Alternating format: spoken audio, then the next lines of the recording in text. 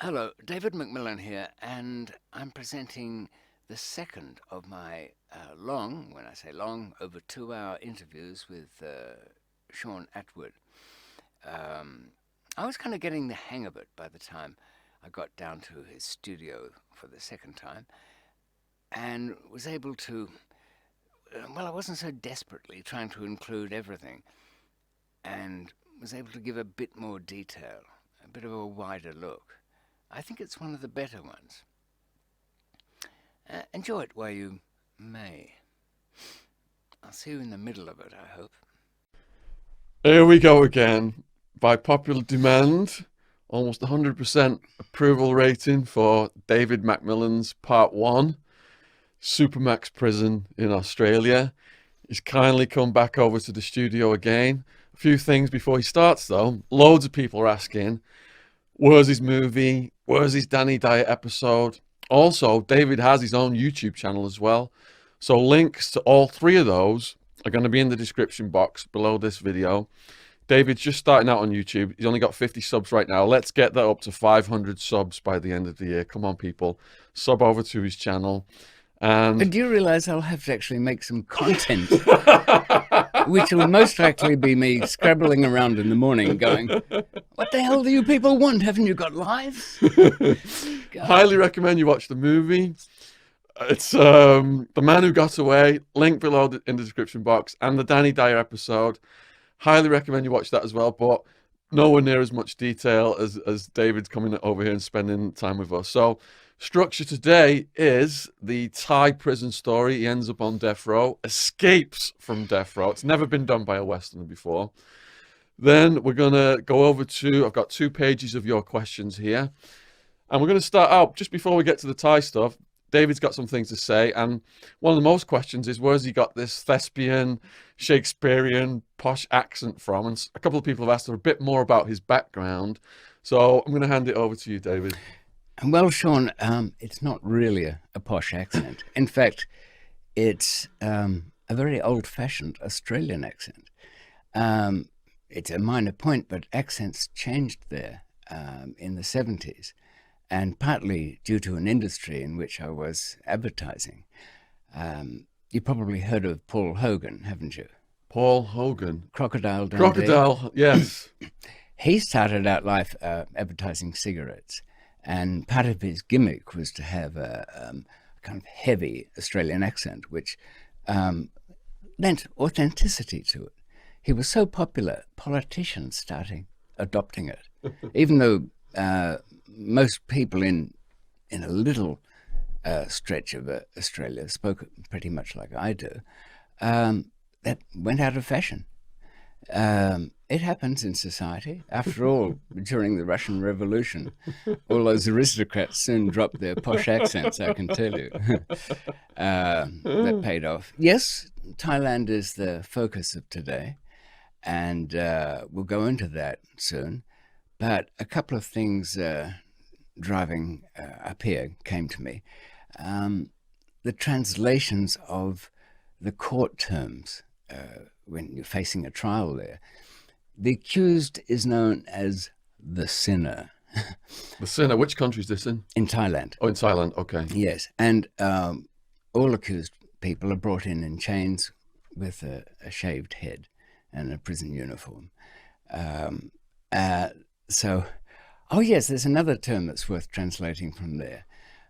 The defense case is known as the dream.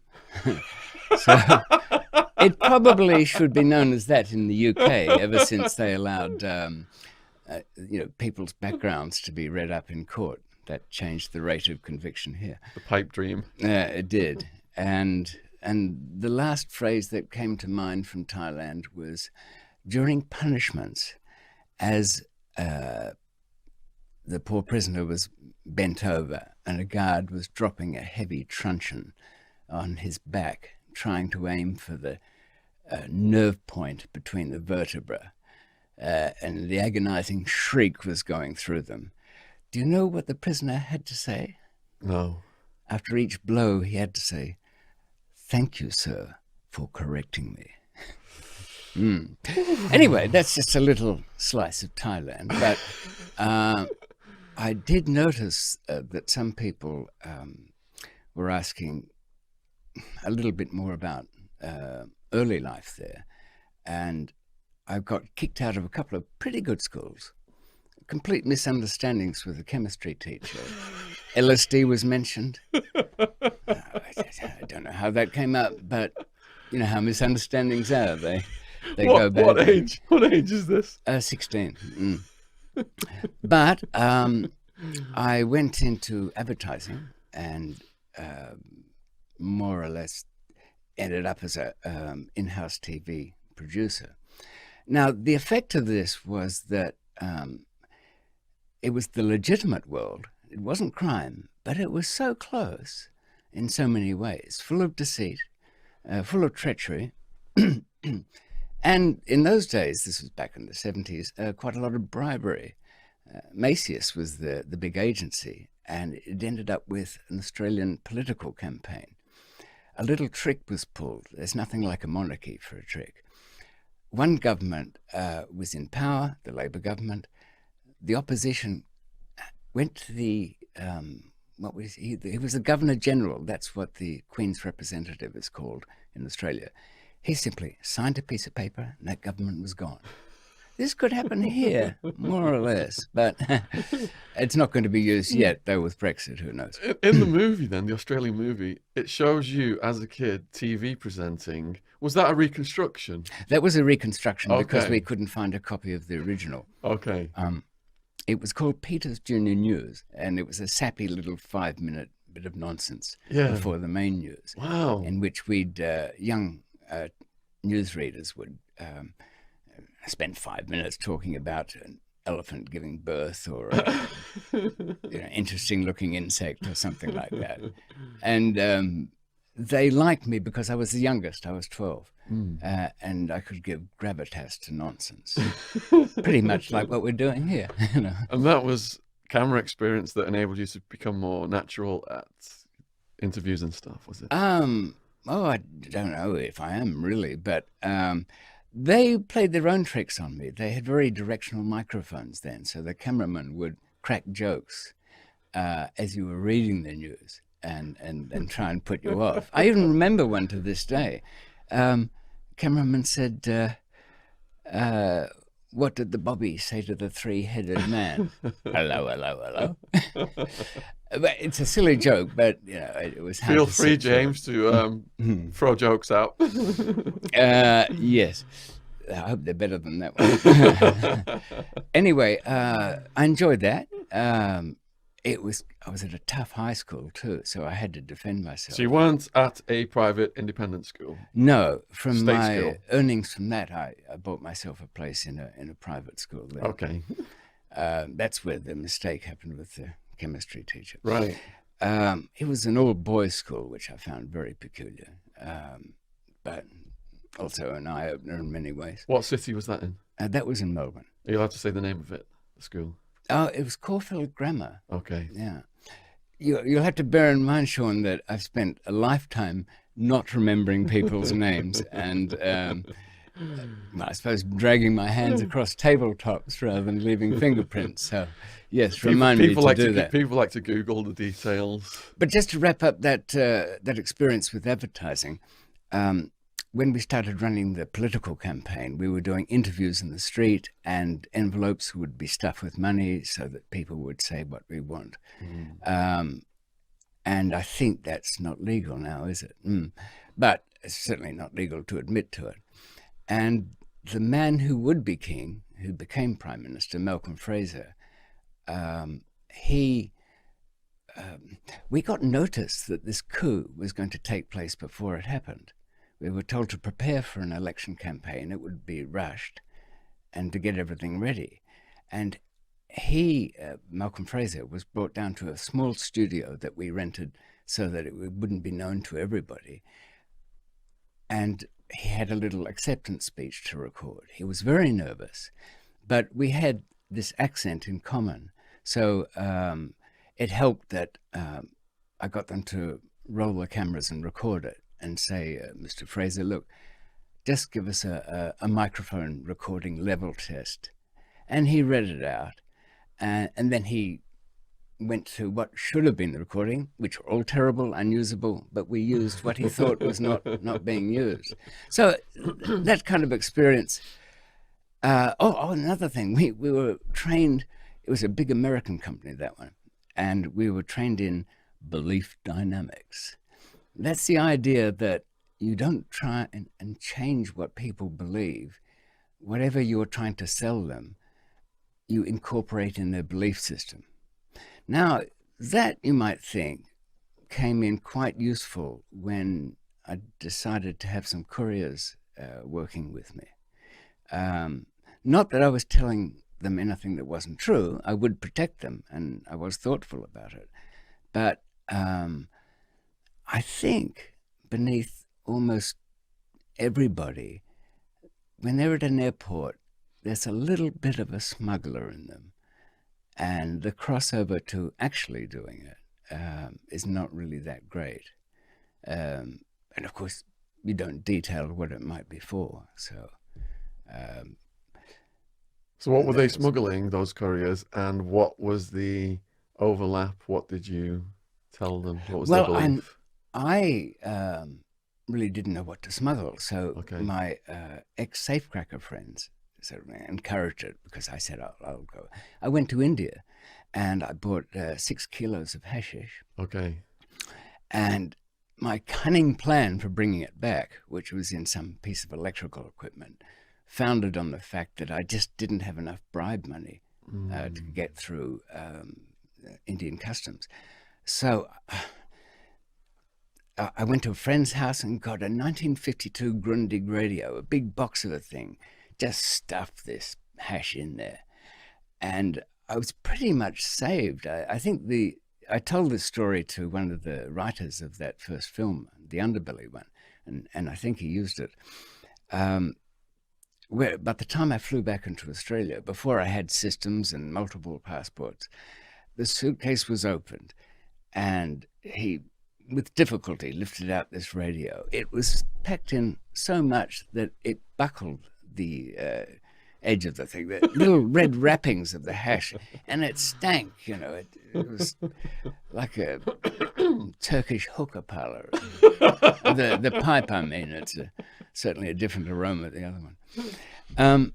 Anyway, it was the old days of Australia where there were still the fatherly types there. He said to me, that's your radio, is it? Yeah. The only thing in there except for a towel. True. You going back to India, son? No. Okay. He looked around to see if anybody was watching and then said, well, you can take your radio and get going. He was telling me don't make a habit of this. Yeah. But I marched out of the place confident that I was ace #1 smuggler. Yeah. And ran around town with this stuff and made enough money for the next trip. So you were a hashish guy before a heroin guy? Yes. And how long was the hashish years? It was really changed by the fact that the people were so astonished, my friends who were crooks back then, that this had worked. They said, well, why didn't you bring heroin, something, really worthwhile? I thought, wow, they've been telling me it's a bad thing and they wouldn't touch it and only scumbags have anything to do with it. And I used a little myself. And that was one of the questions that came in. Has David ever tried heroin himself? And I'll go back to that. But just in outline again, I had the days running around smuggling stuff myself. Then I cultivated somebody in Bangkok and set up quite a network of couriers. I ran that for a few years. A big task force operation closed me down, saw me got a 10-year sentence. I got out of that, went to Thailand, which we'll talk about later. faced the death penalty there, got out of that. Let me just stop you real sec. And there's two principal characters during this part that he's just described that are going to continue into the Thai story, and they're Tommy and Michael. If you just want to briefly just say who they are again. Yes, New people. Michael was somebody I met, and he worked for me as a courier in the beginning. He was a former champion pole vaulter before his knee took him out of that game, and an art teacher, though he went AWOL on that one. He was a heroin user, but interesting thing, it didn't interfere with his life terribly much, because he wasn't broke. He could, and he was very regular in his doses. He'd have his hits at exactly certain time. You could set your watch by the time Michael was having his 7 o'clock plug. And he became a lifelong friend in the end, Michael. He was the one that I rang in the darkest hours when there'd be no contact, and he didn't ask me to explain anything. He just asked me where he had to go and what he had to bring. And Tommy is the Thai national whose uncle was one of the big, well, they say the big three, but there's 4 or 5, but certainly one of the top Golden Triangle heroin, well, facilitators, I'll call it that, because they tax on it, they supervise, they control it. I didn't know any of that when I first came across him, and he came to cause me great problems. It's going to lead to the nemesis arising in the DEA, isn't it? It is. A young man called Bill Schenkman was involved in Tommy's Thailand affairs and tracking down the uncle. There'd been, as we mentioned last time, the wife of a DEA officer who was killed in Thailand. You could say accidentally, but of course not, because she'd been kidnapped. If you want the story of the uncle and the DEA wife who died, the podcast number 1, David's podcast number 1, is in the description box below this video. Right. Then after Thailand, just to give the briefest of outlines, I ended up in Pakistan, Afghanistan. I was again facing death penalty charges there. I got out of that one. That's part 3 of the series, Afghanistan, the Badlands. It is. And in a way, the hardest, it took me years to kind of make sense of any of that, because it had some of the worst features of anything, whereas Thailand was a challenging, an awful place. It was a completely new level in Pakistan. Any thoughts of retiring went out the window after all of that, and I steamed into smuggling in Colombia and learnt the wonders of cocaine and alcohol. Not for drinking, no. Cocaine dissolves completely in alcohol, so you have a liquid, and you can do some very interesting things with that. It's one of Escobar's techniques. Well, did you come across the plastics made with cocaine paste? They would dissolve it into everything from plastics to clothing, jeans. They would have it so it was black paste, so you wouldn't think it was white. It was cocaine, yeah, they had many methods, many chemists. Well, I think the attraction was that it's so easy to bring back. It's pretty much a matter of dissolving it again, and then filtering it and drying it off. Yeah. Though it shouldn't be hurried in a microwave. A couple of friends have set fire to their kitchens. Dry in haste, repent at leisure, that's for sure. Explaining to the neighbors why the kitchen's no longer there. So that went on for quite some time until this American DEA guy kept surfacing in my life. He was there in Karachi, came to gloat, I presume, and then made a nuisance of himself in Scandinavia when I was doing business there. So really, for near on 40 years, there's been this cycle of great highs and lows, which has been draining, as you can imagine. It should be turned into a Netflix series. It's the only way to it's such a big story that they could convey it properly. There are the elements there for it. Yeah.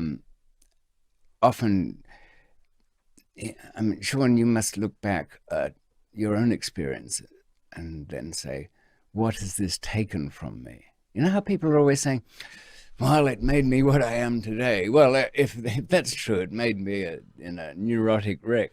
No, I'm quite relaxed, but in our dreamscapes, they're quite a different place, aren't they?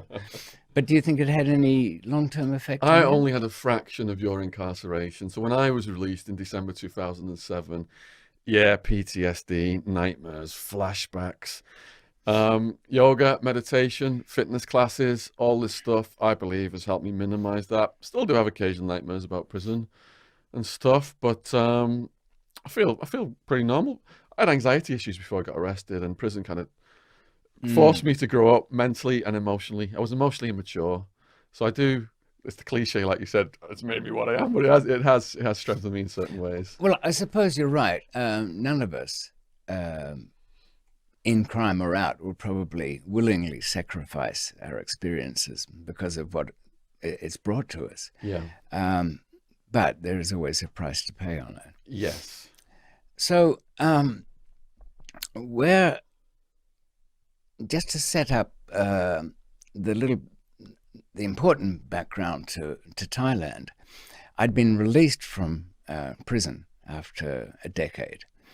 I found the police were still chasing me everywhere, and I was advised, look, wait them out. They'll run out of money, and that's true.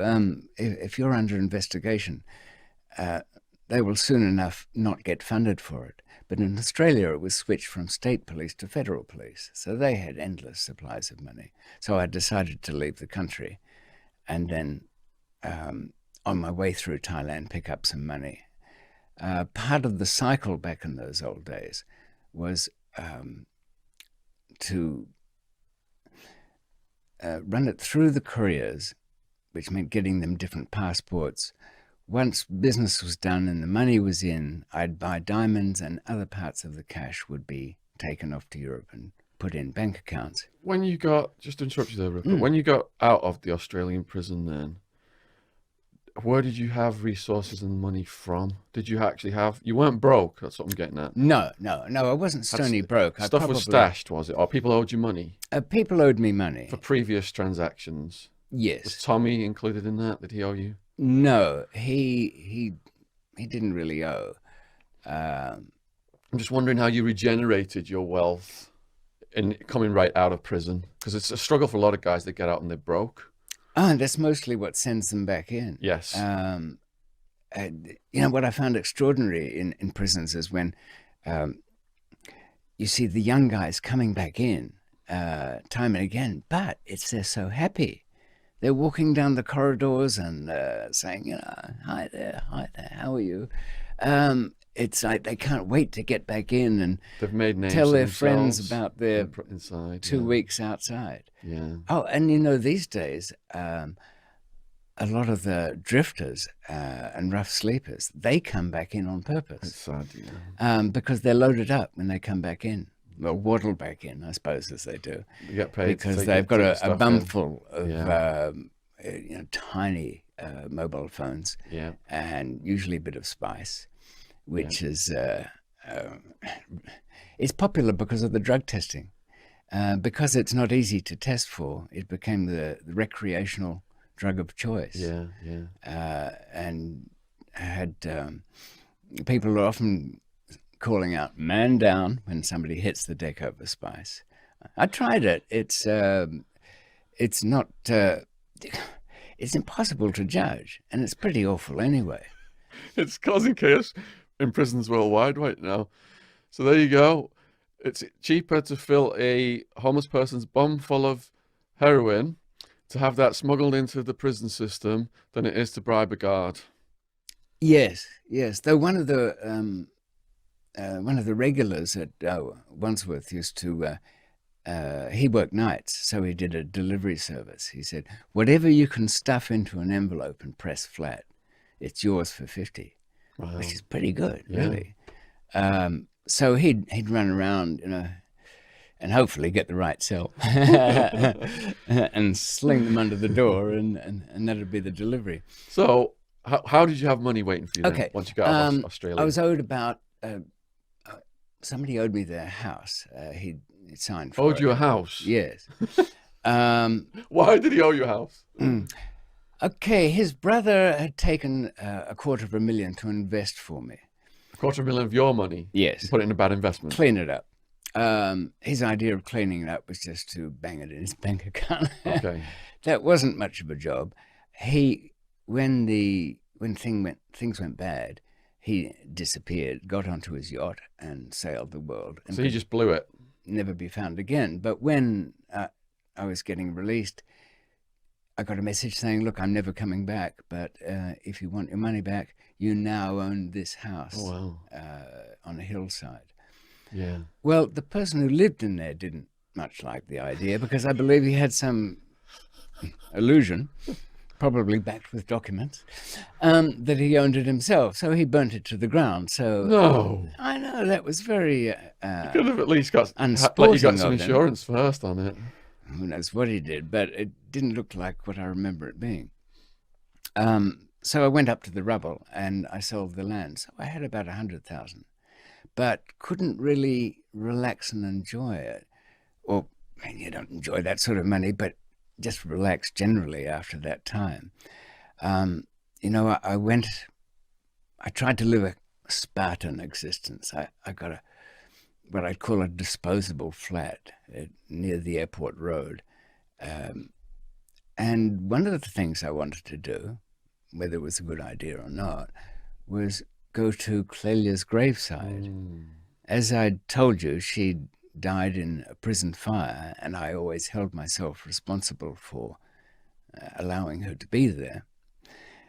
And I'd never been part of that ritual of death where we go to people's graves. And so everything had just been in the back of my mind. As I went out to the crematorium, I just realized how creepy that is, that she was there. The closer I got, I picked up a tail. There were 2 policemen following me, and I thought, well, maybe they'll give me a bit of peace, but they didn't. They got closer to me behind as I got to the grave markers, and I backed away. Backed away like a robber who backs away from a job turned bad. And to this day, I've never been there. Oh, that's so sad. So then, of course, you've heard about the South American guys who become obsessed with the people watching them. You know, they hire technical teams to try and prevent the DEA or whichever force being able to look at them. Counter surveillance. Yeah. And that does become an obsession. I had it myself. And I would, instead of trying to tune back into the normal world and do something useful or at least interesting and not criminal, I was spending my days checking and doing evasive driving techniques. One very good technique, by the way, is to, if you think you've got a tail, go out onto the motorway, stick in the left lane so that you can hold the speed limit, mark the cars behind you as best you can, then speed up, cut behind the trucks, and then you'll see them come up to try and catch you. And the reason it's on the motorway is not the speed, it's because there's very few turnoffs. Even if they start out with 6 cars, there's only 2 that are probably on you on that motorway. So they'll reveal themselves. I had a similar situation on the motorway where they were doing that. And then when I got off and they were following every street I went down, there was like 6 cars turning down these side streets. And I did manage to lose them. But then like 15 minutes later, they were all behind me again. I couldn't figure it out. But years later, when I was reading the police discovery, they had a satellite navigation device on my Mazda RX-7. It's the modern era, isn't it? Every cell phone, every mobile phone is effectively a tracking device. Yeah. One of the ones I found in a car was under the where the airbag was. and it was nothing more than a stripped-down mobile phone. Yeah. With no speaker in it anymore. Yeah. So they could tune it in as they saw fit. And I found at that time we're talking of, this is just after I got out of that long stretch, I had a little office that I'd set up with friends. And it was just really a place to spend my days. I used to take a Polaroid picture every night when I'd leave, take another one in the morning when I got in, compare the two, and it was kind of spot the difference game. And of course, one morning I see, whoa, a little bit of paper stuck under a very heavy cabinet. I quietly levered that up and extracted a very sophisticated looking bug. I was used to the old kinds that you pick up with, a Maplin's radio that goes through the frequencies. This one didn't show on any of that equipment. It was, it was like diffusing a bomb getting into it, Shaun. It had an Allen key on the top, and it was that was the sucker punch. If you turned that Allen key, it would twist the guts of it all, so you'd never find out what was inside. So I cut the end off it, and what was inside was a spread spectrum transmitter. That means it sends out radio signals on different frequencies every fraction of a second, and then gets recombined on their end.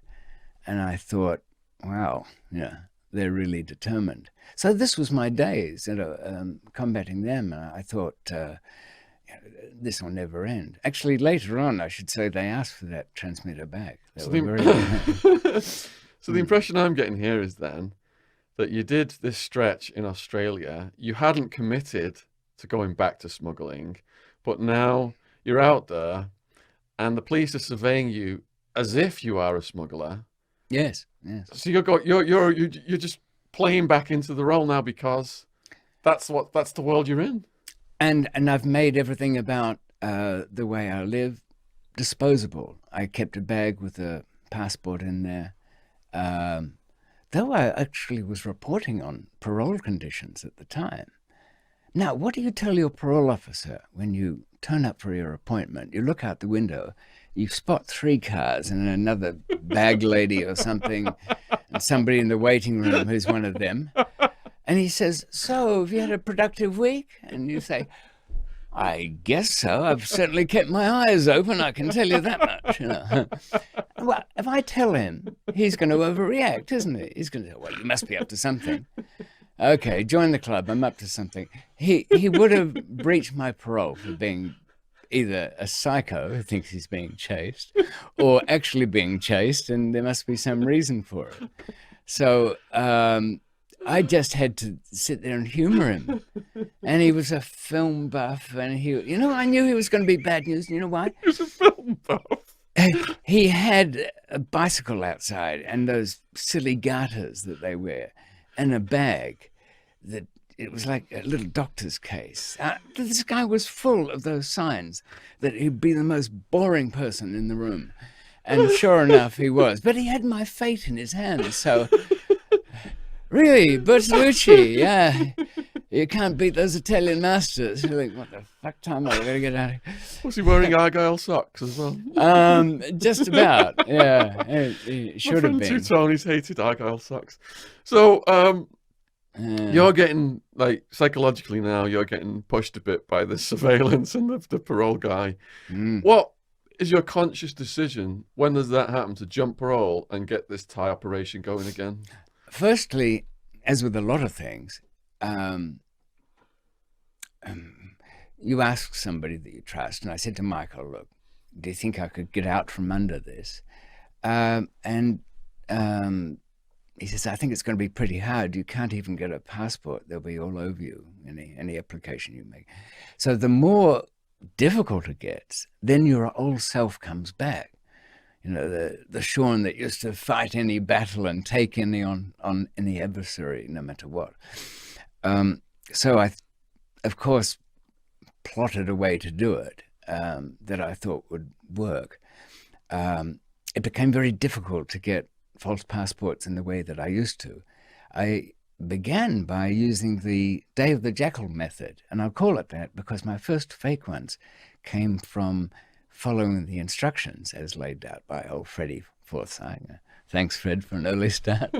By going to a graveyard, finding somebody who died in infancy, getting a copy of that birth certificate, knowing that they never would have had a passport, and simply applying for it using some bogus counter-signatory of the local priest or whatever.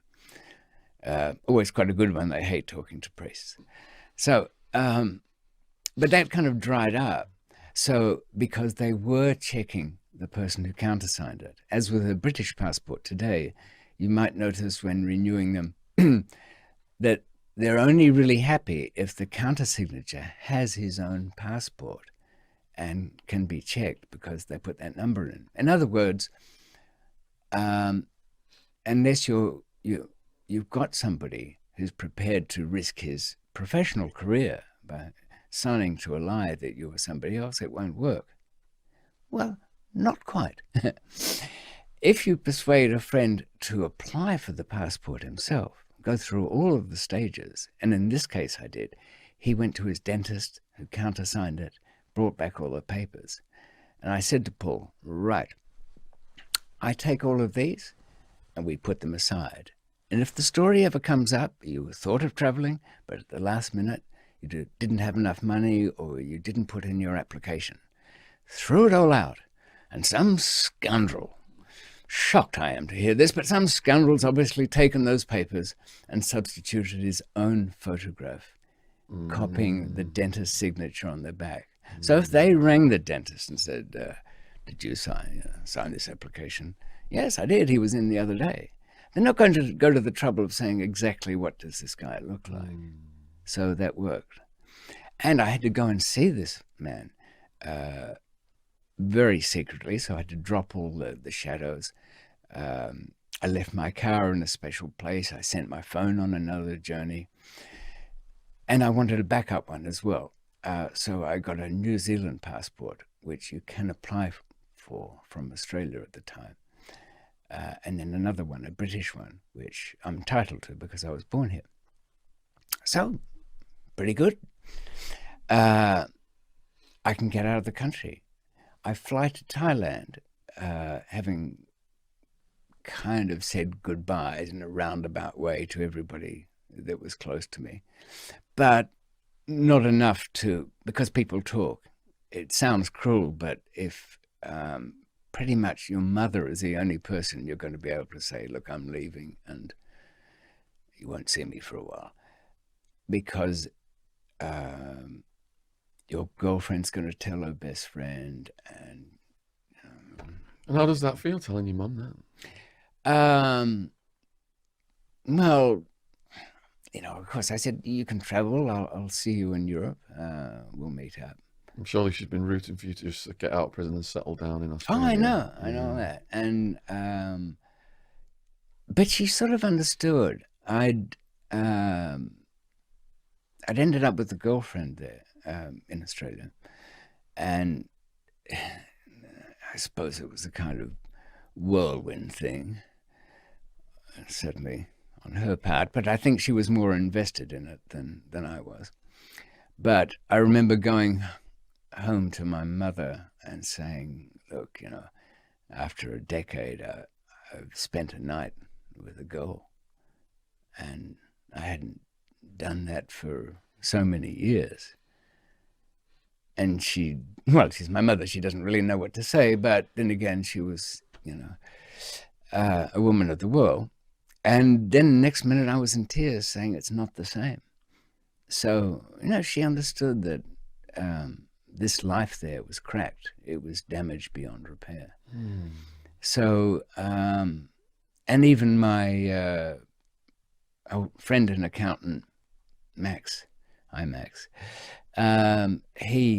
this was a good guy. I mean, he went to prison for me rather than say a word. When the great helicopter escape, this was the fake escape set up by the Australian Federal Police to make the original drug trial go bad.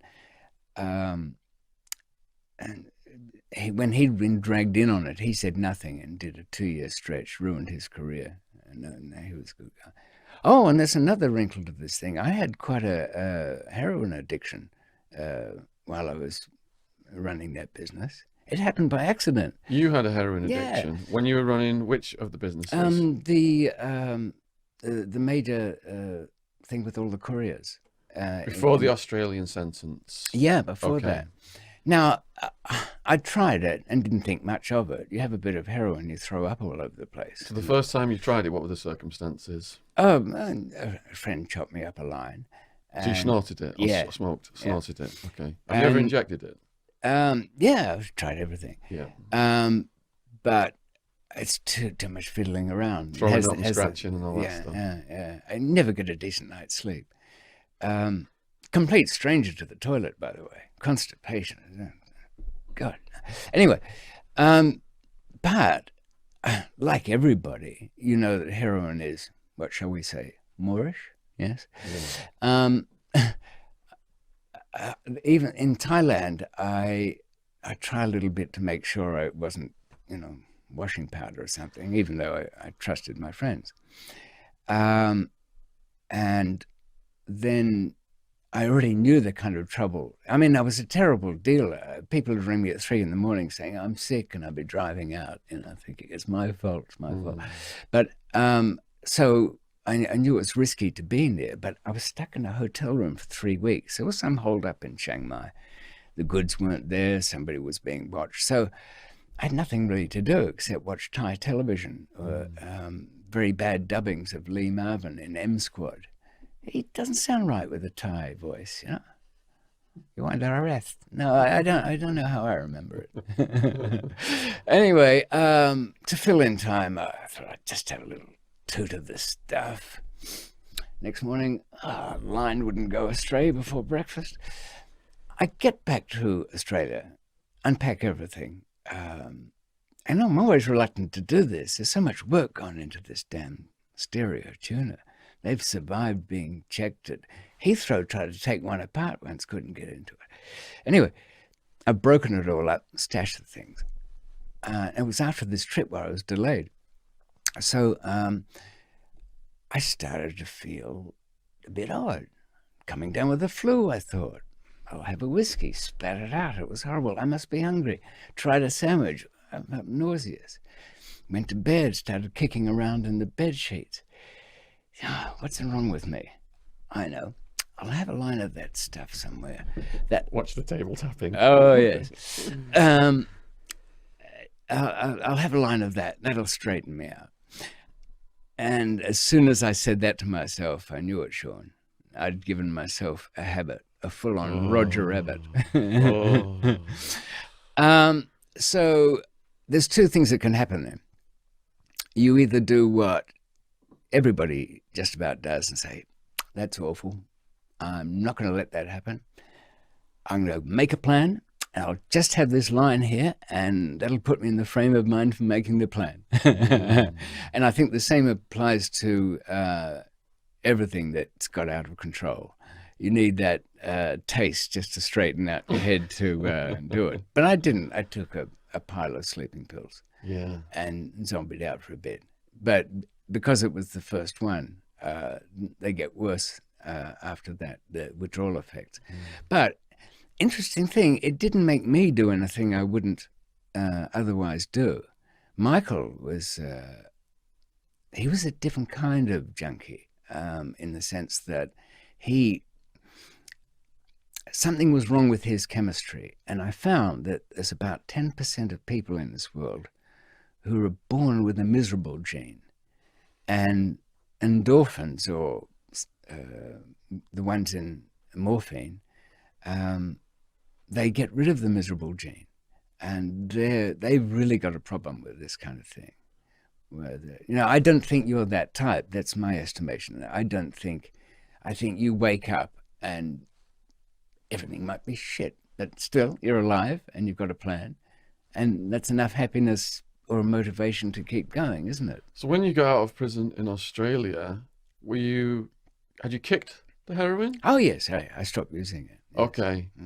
So we're at the days now where you're about to leave to Thailand.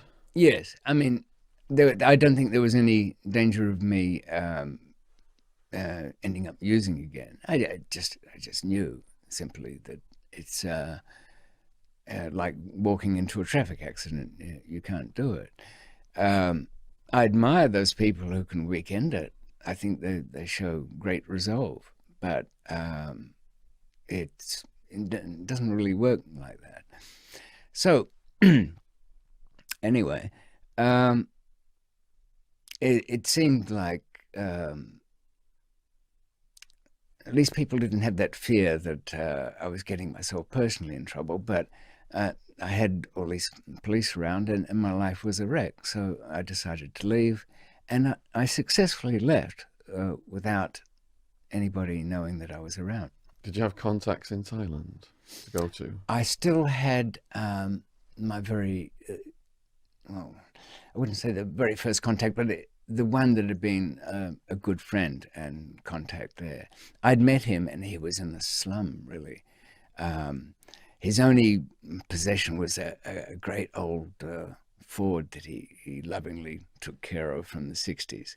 But other than that, I met him by chance. I went there to score a few ounces to smuggle from some rat bag down in the red light district. And they take a bit. I went down to the red light district to find one, and they approach you, and you kind of sift them out to find the right one, and went through about 5 street people before finding this one that I knew was going to be good. His little house was fine. His wife was keeping the place clean. He just had that look. He spoke about half a dozen languages, not particularly well. But soon enough, he'd moved out to the suburbs with the money we'd made together. One of the things I knew, he was a man who looked to the future. I used to use his house to pack the stuff into the radio tuners. I saw on the table there were little bank account books that he'd put trust funds for his kids in. So this was not some fly-by-night. Is this one of the guys who helps you in Escape? As I'm reading Escape, there's people who help you. Yeah, his name was Lee. People are interested in David's books. Unforgiving Destiny. David has republished this one himself. I recommend you get this one. And we've also got Escape. I'm halfway through the Kindle version right now. Links will be in the description box below the video if you want to check his books out.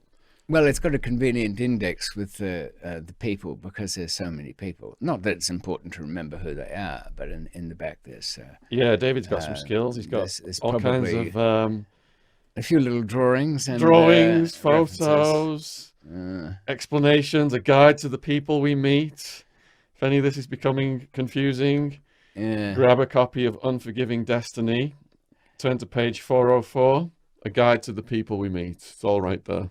And also, where are they now? As much as I could find out whatever happened to everybody.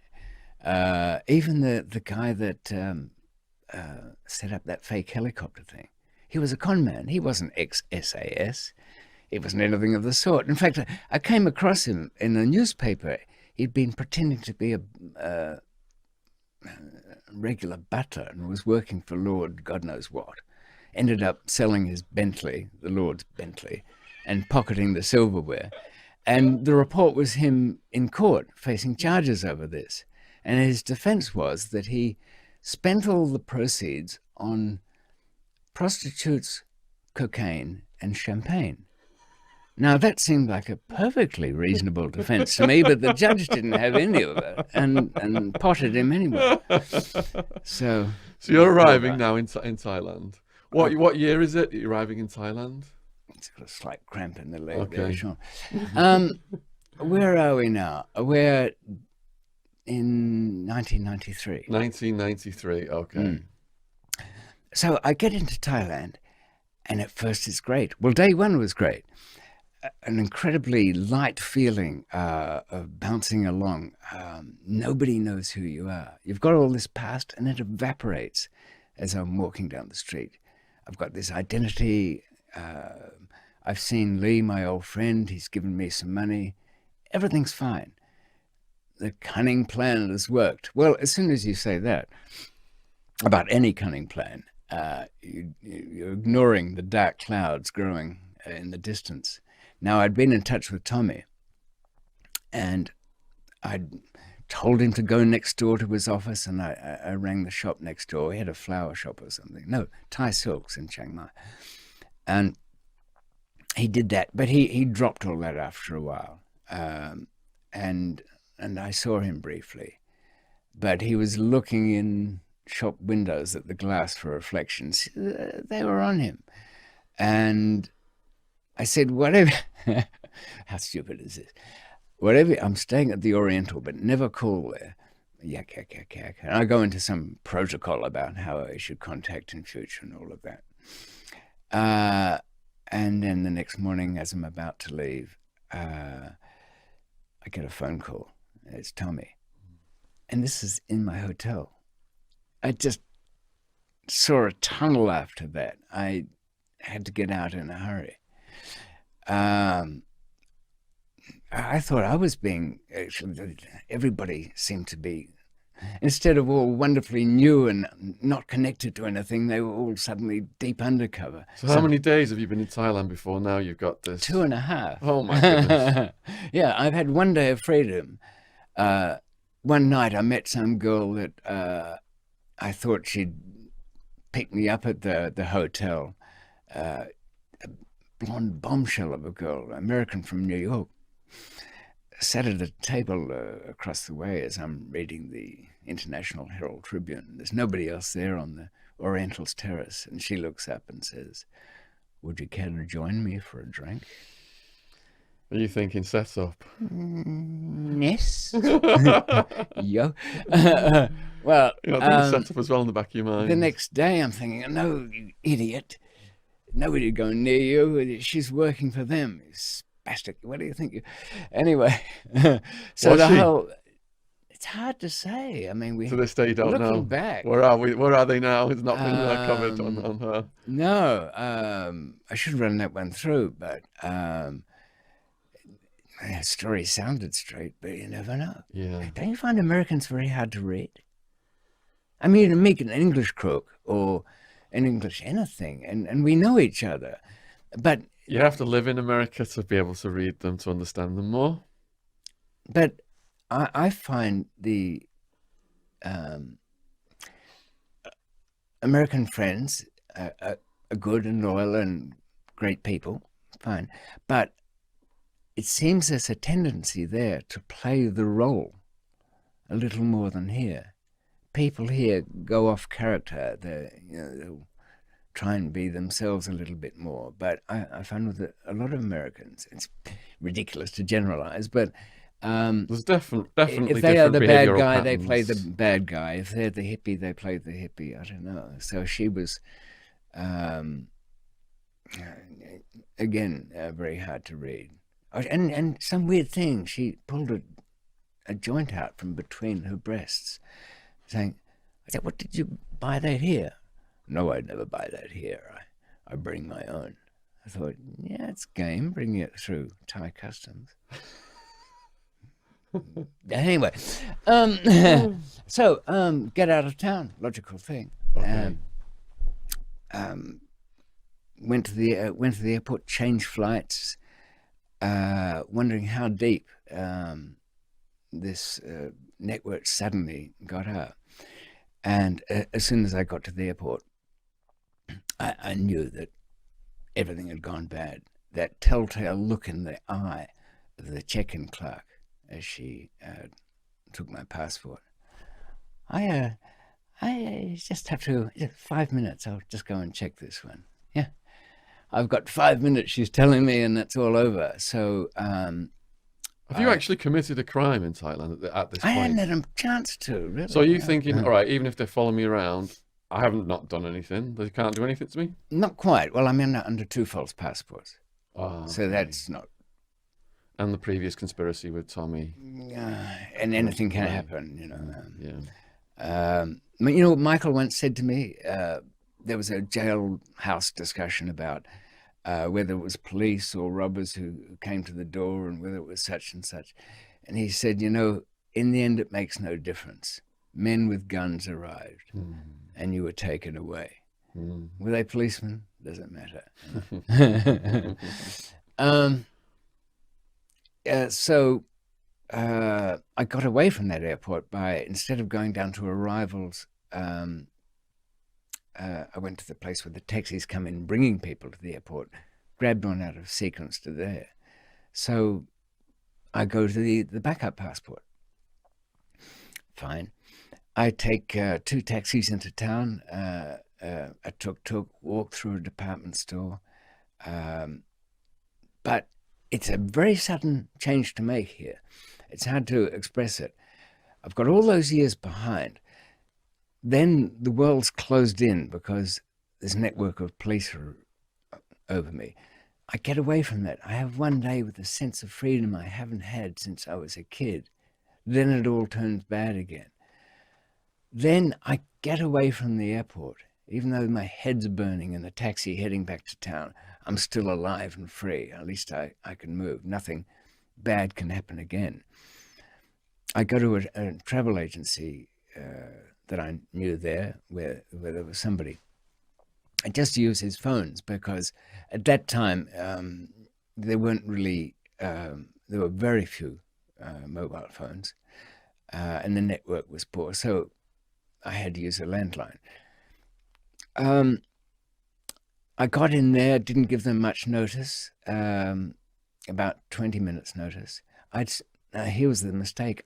Instead of ignoring Tommy and just sticking with Lee, my other Thai friend, I rang Tommy just to give him a heads up, like a schmuck.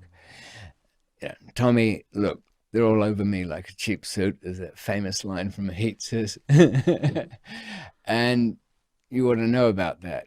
He said, how are you going to get away? I didn't say, come here and I'll look after you, I noticed. It's not good when they do that. How are you going to take care of you? So I threw off in case his line was tapped, which I knew that particular one would be. I'm going to go down to Malaysia and take the trains. Fine, good. I've just got to this was the mistake. I have to make a couple of calls with one of our friends.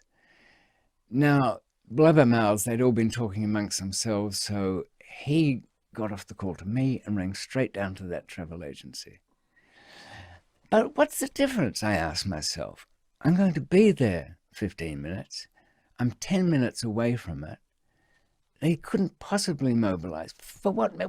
What have I done anyway? Who's so keen? As soon as I walk into that place, I'm walking along the arcade where the travel agency is.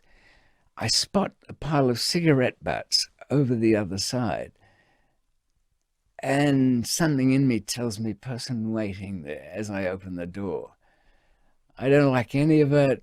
And following in behind me are 3 plainclothes Thai detectives. I was breathless. I thought, how much bad luck can you get? I've taken all these precautions. I've got backup passports.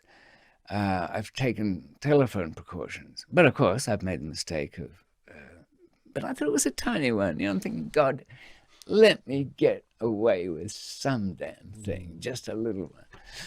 No. And then I knew, just from experience, that it's a long road. And I just didn't have it in me, Shaun. I thought, I've had enough. I was 40 years old. I'd fought a battle for 20 of them, with waking up every morning to surveillance, or, when I had the energy for it, it was great. I didn't mind it. But somewhere back in all of that, I thought this was supposed to be leading somewhere, the money or the adventure, or didn't I have some stupid film I wanted to make, or wasn't there something else? Lost. From the day of your release in Australia to the day you're describing now, how many days were you a free man for? In one sense, the plane dates were 8 months.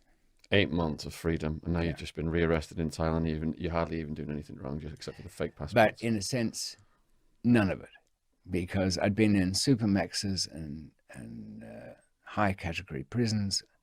I'd finagled my way to an open prison, but even there, before I was released, a fake police team had come down to search my room, pretending to be prison search teams. I mean, they took 3 hours. Even the worst of the prison search teams don't take that long. They just run into your room, trash it, and that's it. Not much to do. But they were slow in there because I had a little laptop, and they had to download it to those old-fashioned discs. It took forever. But I knew they were bad anyway. As soon as that cell search was on, and it was, I think I told you last time, it was a little shack with its ensuite and everything like that. Mm-hmm. Their search team came in their search team SWAT outfit, but the guy was wearing floor shines. You know, they love those boots. So I thought I'd put a little intermission here where I'm starting to wander off, as usual. But you can make a cup of tea and, it'll be back in a minute or so.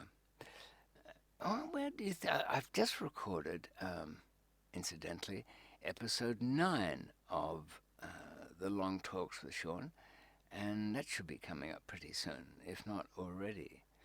Now, I really need to tear myself away from this kind of thing because I'm trying to get my audio book put out, and also looking for some other things to record as kind of, old stories, kind of detective stuff from the 30s, 40s, 50s. Oh, come to think of it, any story you might like. Yeah, let me know. If anybody's got to a repeat of an old interview in the middle of it with my intermission. Oh, it looks like you've made your cup of tea or coffee or chopped up another line or whatever the hell it is necessary to get you through another hour of life. Let's go on with that second interview and see how it plays out. But not those ones. So, and I picked up a couple of surveillance guys when I was on home leaves. So, in a sense, no time was it free. Even things I'd been crafting in wood over all those years inside, I sent back with a courier. They stopped that courier, smashed them all to pieces, and sent them on. I interviewed the courier fairly firmly. And he eventually admitted that, yes, he was sworn to secrecy by police who told him to do it. How did the Thai police treat you then when they arrested you? This is your first ever arrest in Thailand. Yes, though I knew something about it because I tried to help a courier there years earlier. And everything I knew about it wasn't good. They didn't treat me badly, but what I gathered from them was that they'd been brought in on something about which they knew very little. They knew that they had to arrest me. They didn't seem to have the background. As I was being led to their car, I put my hand on the bonnet and felt it was cool. The point being that they'd been parked there for some time. So that meant I had to back their arrival by about half an hour at least, which timed with that one telephone call to Tommy. But who's listening to him live? Nobody had. He later on tried to tell me that, no, he checked with big people, and they don't have such facilities in Thailand. But we know the American companies that have put in the telephone systems had a backdoor straight to spook headquarters. And the other thing, who would care? And then I saw Bill Shankman there, and I remembered him from the first trial. He was in that case making ludicrous claims about hippies and 44-gallon drums full of heroin. And he smiled at me in a way that I'd remember. And there was an Australian policeman there. And this was at the scene of your arrest? Yes, yes. And did they rough you up or anything, or were they civil? No, they weren't too bad. I mean, they were kind of comic in a way. It wasn't like oh, yeah, the Thais are not inclined to be violent in the sense that they can get angry in a childlike way, lash out at people. But I guess they were kind of confused as to what all the fuss was about. The interview with the Thai police was all the foreign agencies backed away at that point. They'd had their fun, proven their point. Are they interviewing you on the spot, or are they taking you to a cop shop? I'm taken to Chinatown Police Station. Okay, and what's it like in there? Chinatown Police Station is probably one of the more miserable places to be locked up in the world.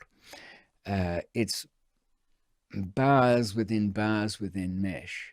The cell was small. People in there very despairing. There were 3 foreigners on sort of seaweed mats sitting in there, all facing either the death penalty or life sentences. A Swiss guy I met in there tried to commit suicide with how many did he take? 160 Rohypnol. You'd think that would do the job, but he was immobile for 2 days and then eventually began to crawl around. But I was later on told that if you really want to do the job properly, it's quite difficult.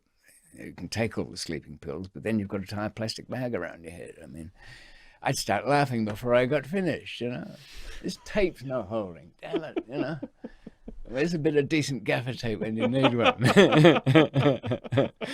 In fact, that really is the thing that, one of the things that stopped me from, I was so miserable after all of that, really in that Chinatown police station, that I thought, why go on? If I'm going to be this unlucky all of my life, this is never, ever going to work. Is this after the interview?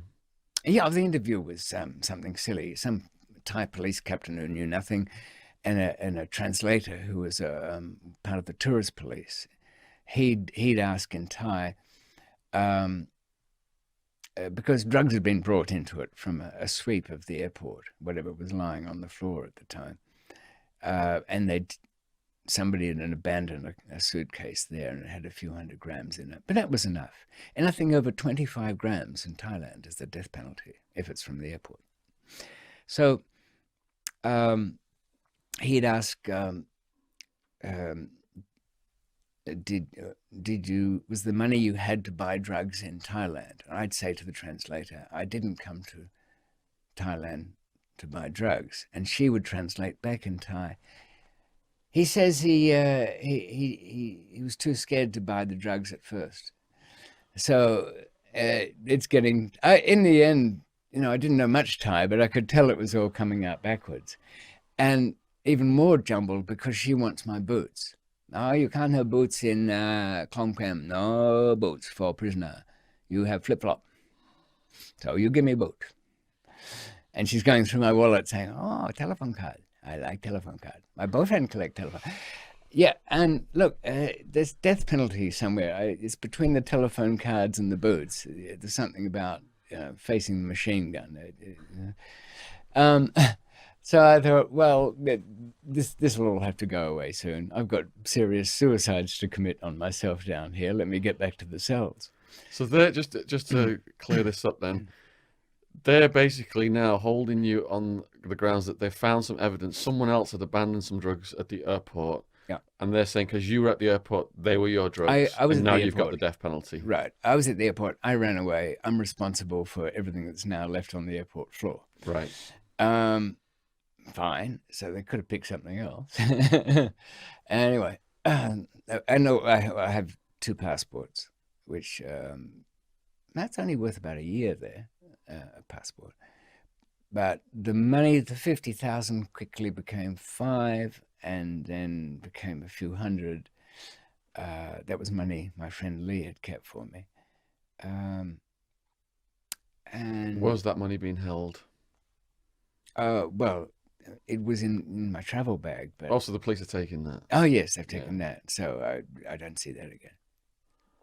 Yeah, because she said straight away, "Why did you have 5,000?" Well, yeah, because I got robbed. So you're thinking, "There's my money for a lawyer gone? The police have stolen it." Oh, I knew enough about Thailand and everything to know that everything. You have two choices there. You can either have somebody run down to the police station straight away and get you out. You've got 7 days to do that. If that doesn't happen, I think that's why the 7 days exist. Well, how much does that cost? Depends on the case, but if foreign devils are involved, that's much harder. If you are not Thai and you can manage to keep your embassy out of it, you've got some chance of getting out. If the case was less than a kilo, yeah, you can pay your way out. So you're grasping onto that hope? No, I assumed I'd be deserted by everybody. Okay. In that part of the world. Oh, they'd get around to sniffing about to see what remained of me afterwards, but not for quite some time. Because, of course, they get dragged in, which is not actually the case. I've intervened in things before and gone into police stations in Colombia and certainly in India, Pakistan, and never feared being dragged in on it. This will be parts 3, 4, 5, 6, 7. Well, anyway, yeah, a very depressing place, this cell in Chinatown police station. There's no light. I saw no light. No, I mean there is a blinding fluorescent tube up the top, but there's no daylight. Just a kind of oily grill up the top where you can get a few street fumes of carbon monoxide, and your clock is the fact that the traffic sounds are different and the street sellers. It's a little taunt. You can hear the real world. You feel like one of those science fiction movies where there's a glass screen between yourself and that's all he's ever got. And it didn't help that Swiss Freddy had been busy killing himself. And I hadn't worked out the means yet, and then had to listen to some really poor slob from, where was he from? Ghana, I think. Hard to say. A lot of the African guys had passports from all over the place, but usually they were from the English-speaking African countries. He ended up signing for some water coolers down at the ports, which had 27 kilos of heroin in them. I think he was, his story, his dream, shall we call it, because it became his defense, was that he was paid to come to Thailand to buy jeans because they were cheap and sell them in Africa. I mean, it's so thin, that story. It's not what you take from Thailand. Anyway, but he's certainly tearful enough to, he told me all about his sweetheart back home in the village that was expecting great things and all of that. So there are lots of cheery stories too. The only people that showed any life was a little huddle of Chinese Thai over in the corner. 7 of them dragged in on a big drug case, 100 and something kilos, deciding amongst themselves, because they knew about the 7-day window, who was going to take the rap and who was walking out. And the old guy was walking out. The one had those long wisps of hair of experience, as the Chinese revere. There was some interesting conversations amongst them as to deciding who would take the fall for this, because potentially it was death. Good grief. And if not, it was certainly 20 years at least, in bad conditions, probably sleeping on a mat somewhere. So they bought me a cake. Why? Because this, Shaun, was 3 days before Christmas. Just to put that extra icing on the cake that I received from them. Was there no Brits in there to share it with? No. I didn't come across any real information. Oh, when Freddie came to, he'd been in prison before, in a Thai prison, for stealing a television from a hotel. I mean, this was the quality of the guys in there, top players. So I asked him what the foreigner section was like he didn't give me any real solid information. Like if I'd been in his shoes, I'd say, Shaun, when you get there, you'll go to building 2. That's where most of the foreigners are, if you want. But you might be better off keeping away from them because they're a real downer and everything costs twice as much. Are you talking about the Bangkok Hilton now? Yes. What's the name of it in Thailand? It's Klong Prem area prison. Klong Prem in Lajau. So it has all the many names. But the section where you first go is called Bambat. Open to misinterpretation, but it's not a shower and soap story. It's Bambat because it means the cure. The cure. So how long are you in the Chinatown jail? Before 7 days. I ended up going to court, herded onto a bus. What was the court situation like? Well, on my way there, a Thai guy that I befriended in the prison said, the 7 days we just had in the police station. Yeah, that's, well, if it was a Yorkshireman, he was saying that's bloody luxury. That's the good time, apparently. I thought, really? Okay. They have nooses there. I mean, and it's pretty much, and I spend the day in court, which is a riot. People are arranging food. They're screaming to their family and friends through bars. The floors are washed with flooded toilet water. People are rattling around in chains. So I've got some work to do here. I want to know about these chains, why they're wearing them. There was one guy had some fancy chains all polished up. He had little garters to hold them. Interesting man to talk to. Why? Because they were welded on, these chains. That means something, and it ain't going to be good. You know how those chains come off? After you're dead with a machete, your ankles are chopped off, and they take their chains back because they're quite valuable. Welded or not, they cut them off and reuse them. So I found out all about chains and their application, which was if your case was more than 10 grams, was it 50? It doesn't matter. You were automatically thrown into chains because it was a potential death penalty case or life sentence. Psychologically, after 8 months of relative freedom, now you're facing the death penalty for the first time ever in your life. That's a unique experience. How does that feel? What's going through your head? Well, once I got over I want to end this. Could you sleep at night? Was it keeping you awake? No, you get an exhaustion from just everything burning in your mind and brain over hopelessness and re-examining in great detail every move you've made and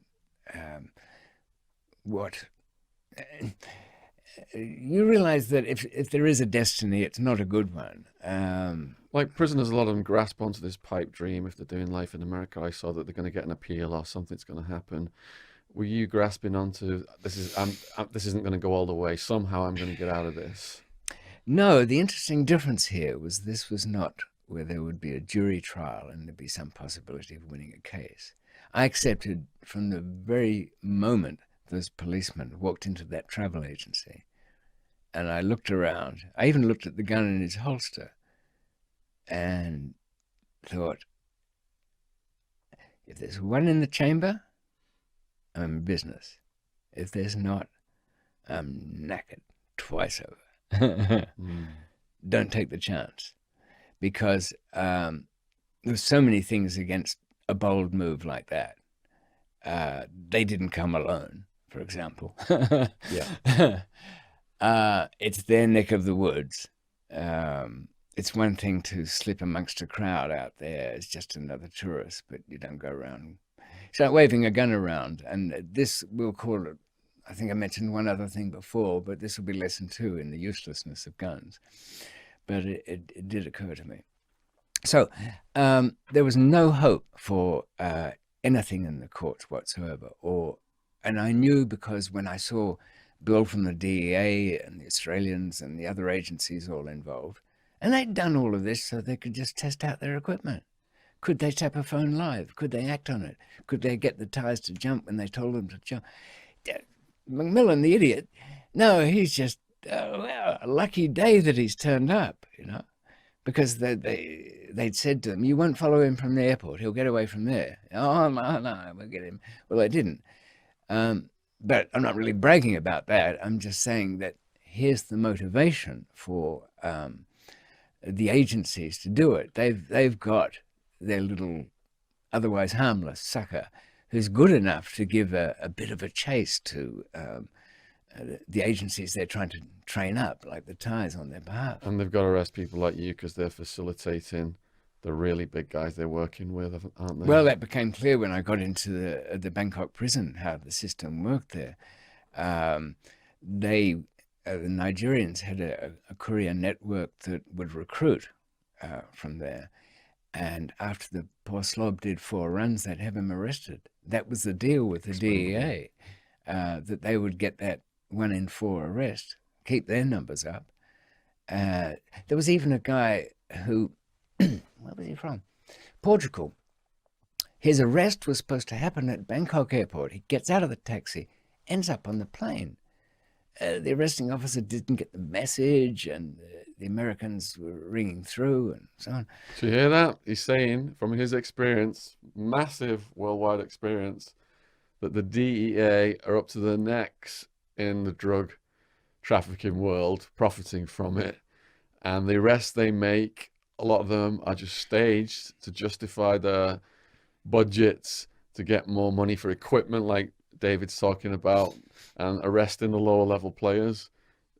Biggest mafias in the world, DEA and the CIA. Yes, and they also fund counter publicity. Anybody in favor of legalizing drugs and taking away the problem that causes is being labeled as in the pocket of drug lords. They put them out of business, which wouldn't make sense at all. It's an irrational business strategy of a drug lord to ask somebody to take away his black market. But no, they were certainly determined. This poor slob from Portugal, he rang them in Malaysia when he got there, saying, "I'm through." Oh, good. the Nigerian. Yeah, the Portuguese, the courier rang back. And they virtually said, "What the hell?" And they didn't say, "Oh, you're supposed to be under arrest." But they contacted the DEA man, who said, "Well, send him back in. We'll get him as an importer instead, just as good." So he comes back in with this load. I mean, can you imagine? Could anybody, you've decided to be a courier, you've flown over there to Malaysia, which is like quick death penalty there. Yeah. So you've got through all of that. And then they're telling you to fly back with the shit. Don't you think a little bell would ring in there saying, "I don't think these are good people"? So he comes back in, bang, gets hit at the airport coming in with it. Expendable. Yeah. The reason I knew that it was all an arranged thing was that guys would come in there, all with the same background to their arrests. That is, they were recruited. They stayed at the same guest house. It was Joe that saw them. They were taken here by the same sort of people. The drivers were the same. The suitcases came from similar places. And did you spill your guts? Did you tell them all of that? In triplicate, they'd insist. Oh, yes, no name that I ever heard was left out. What's yours, by the way? Fred. Yeah. Mine, David Schnickelgruber. It's with 2 T's. So, yeah, they'd all told the DEA liaison over there, after your regular arresting officer, another one comes down who feeds information and asks silly questions about villages and hill tribes. And yet this was going on, and I, for something to fill my days, I'd go on other people's embassy visits. So until they banned me, I used to go on the Americans one. And so Judy, that was her name, she was the charge d'affaires or consular for the American guys. She was like a den mother, according to Kevin, the Hawaiian guy.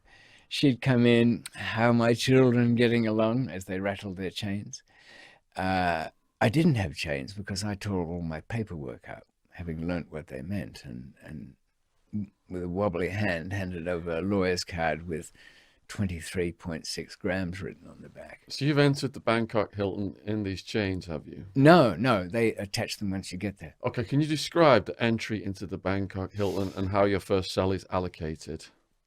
It's late in the day. The bus bumps its way in. You go through a lot of very noisy metal doors and herded into a courtyard and made to squat on the ground. You think it's sort of quiet and peaceful here because there's nobody running around, and that's because they've already been locked up at 4 o'clock. That's the end of their day. They're squished into the dormitories by then.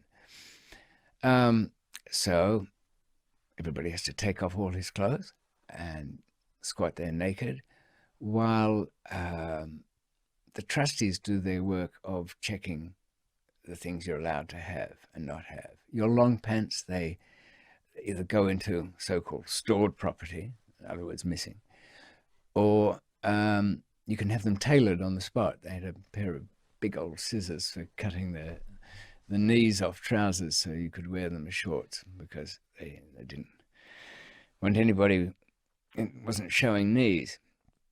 Shoes, again, you couldn't have trainers, but they let you buy them illegally once you were across the line and inside there. Those having chains fitted go over to line up over there where a kind of crinkly old chain squashing machine is in place, which is better than the guy who does it manually, hammering them on. It's a C-ring. Leg through there, C-ring closed around with a hammer. He's usually a good shot with that hammer, wants to be. In fact, if you give him cigarettes, it steadies his hand, apparently. I used to give Patron tip or Melbourne favourite smokes in there just to make sure his aim was nice and steady, and a few extra for some clean ones. Before the chains, do you have to do an anal cavity search? Well, yes, there was a kind of little sheet hanging over a piece of string, and there you could hear little surprise noises. I didn't know what that was, but I could make out somebody was bent over, and you could see a gloved hand. You know what's the creepy thing about the gloved hand? Rubber? No. This was a woolen mitt with 2 brown fingers. 2. I mean, that one's insult. That's injury, you know. So I wasn't having it, but they spared the Europeans that one. You didn't get that? Oh, no. How did you dodge that? I just looked at the guy and then started asking him something else, like, who do I see about money here? That throws the corrupt mind so much that he hasn't got anything to do. And he's got shit all over his gloves. Yes. No rubber glove. I wasn't going to shake his hand. Rubber glove, take it off. Oh, no, none of that. And they were pretty rough with the things that people brought in. If they had soap, they'd chop it in half. If they had shampoo, they'd squeeze it out onto a newspaper, and they could fold that up and take it away with them. But I'd been tipped to most of this by, and it's always a good thing, kids out there, to, if you're in trouble, ask somebody who's been in trouble before to give you the nuts and bolts of what happens next, the detail, because you'll find that you've lost the things that you need, address books or numbers or a bit of money, if that's what counts. Did you have any money hidden on you anywhere? I had quite a bit, 1,000 baht notes folded up and stashed here and there. And where exactly did you stash them? In the hems of trousers. So they allowed you to keep those then? With the top part, they cut the bottom off. And I complained enough about the bottoms being cut off to misdirect them about that one. So that was lucky. So, yes, but also I left 1,000 in an envelope that I thought would be found. So that would be the find. And a guy that was in charge of that. The trustee did all the poking and the roughhousing and the wrecking of things, but sitting in a chair with a long stick, giving the occasional clout to an old face, you know, he'd be saying in Thai to them, you're back again, Wonky, whack, you know, good to see you. Street got too much for you, did it? Little bastard. He had and the crazy thing was the trustees, who were his personal trustees, this guard with the stick, whenever he made some witticism like that, they would crack up laughing in the most false stage laugh and such toading crawlership.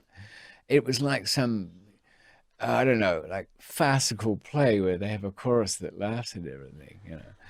They were like that, the trustees. Their guards were great guys that they worked for, and wits. Every one of them was a master of comedy.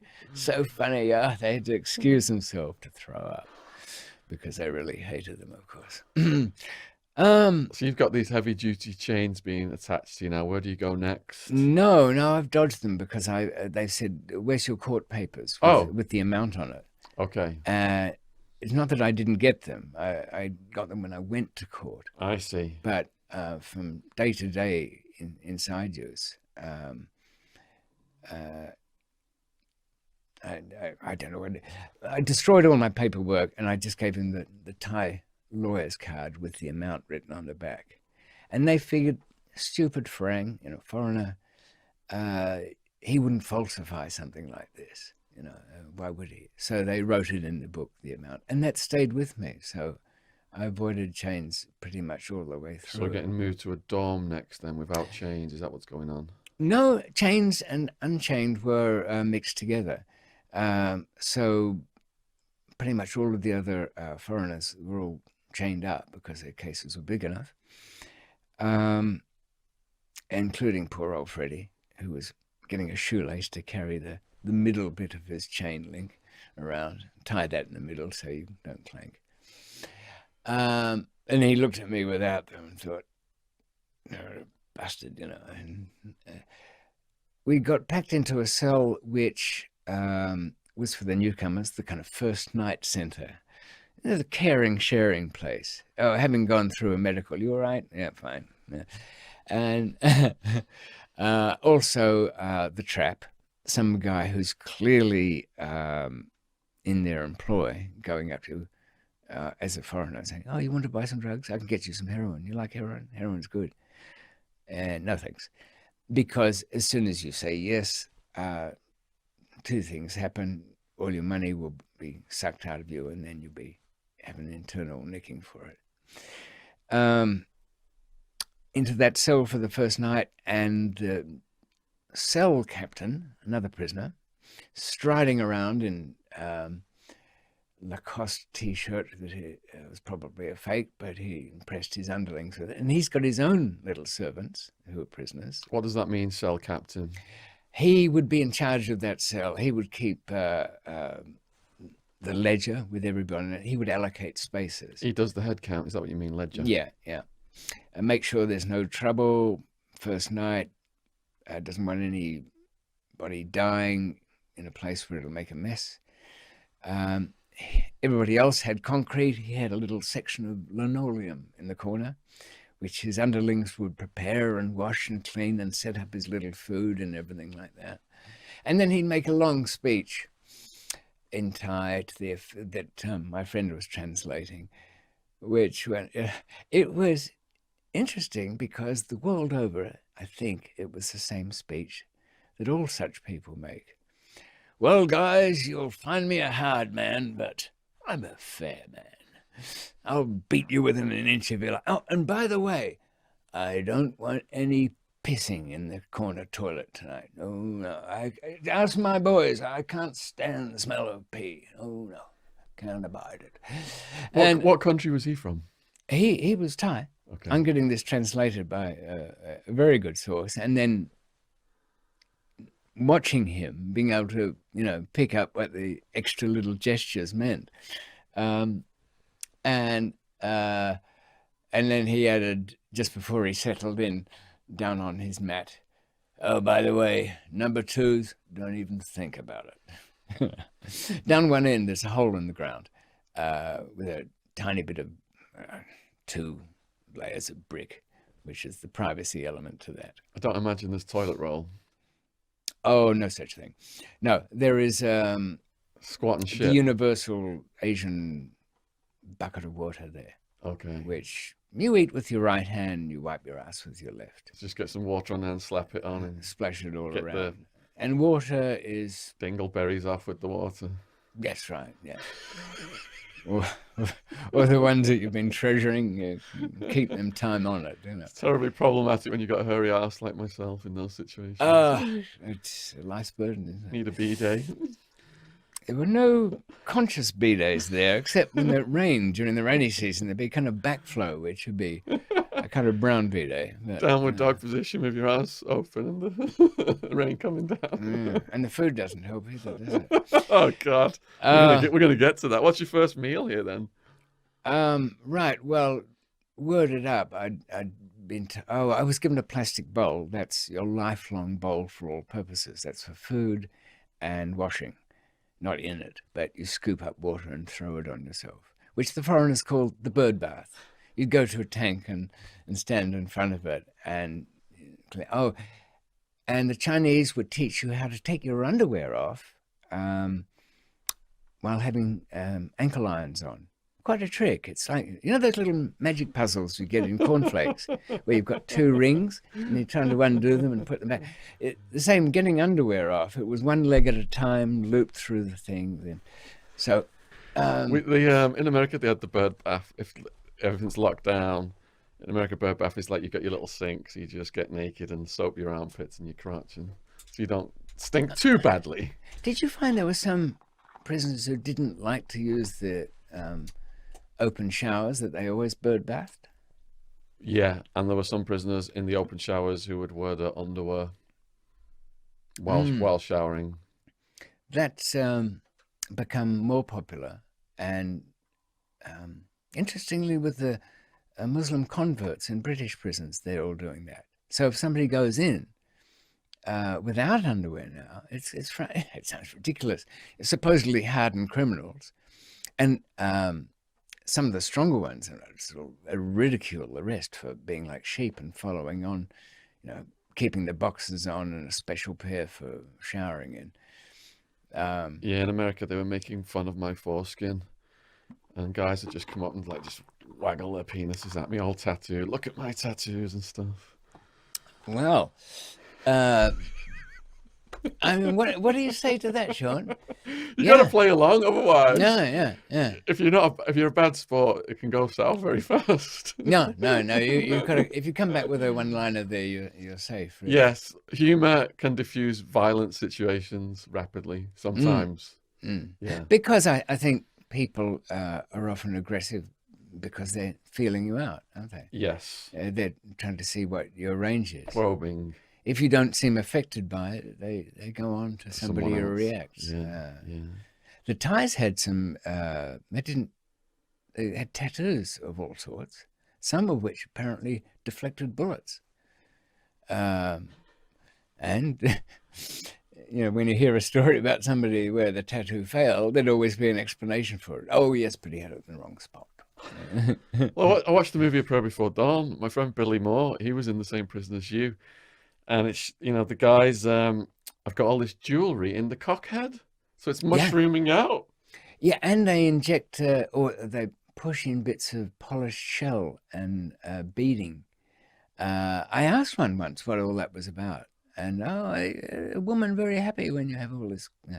And yet there was I don't think that's the case when there's sort of you weren't tempted. Cauliflower head. No, one of the things I resisted there. There's some half-wit injected himself with pure silicon, thinking the word silicon. Oh yeah, people have silicon implants for breasts, so I'll just pump.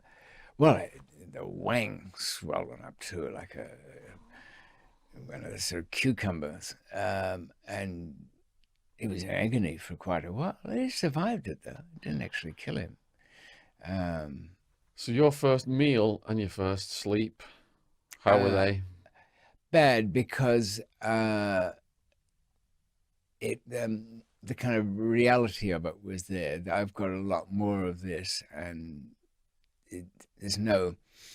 You can imagine when people don't often refer to it, but when there's the chase, the arrest, the processing, the police, the interviews, your own lawyer, somebody else, a courtroom, transport, at the end of all that, you're suddenly on something that passes for a bed, in this case, a piece of floor.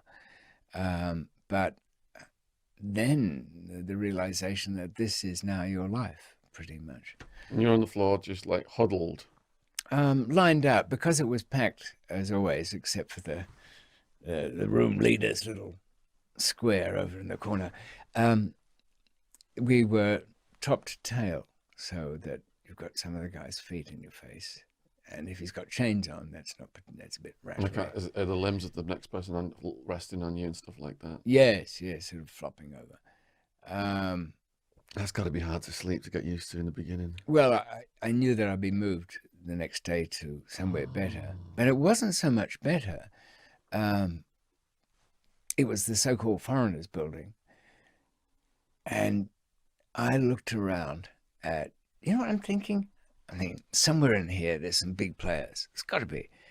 I've got bail. They've got it set up fine. You know, they're organized in here. They've got their food and sleeping arrangements and all of that.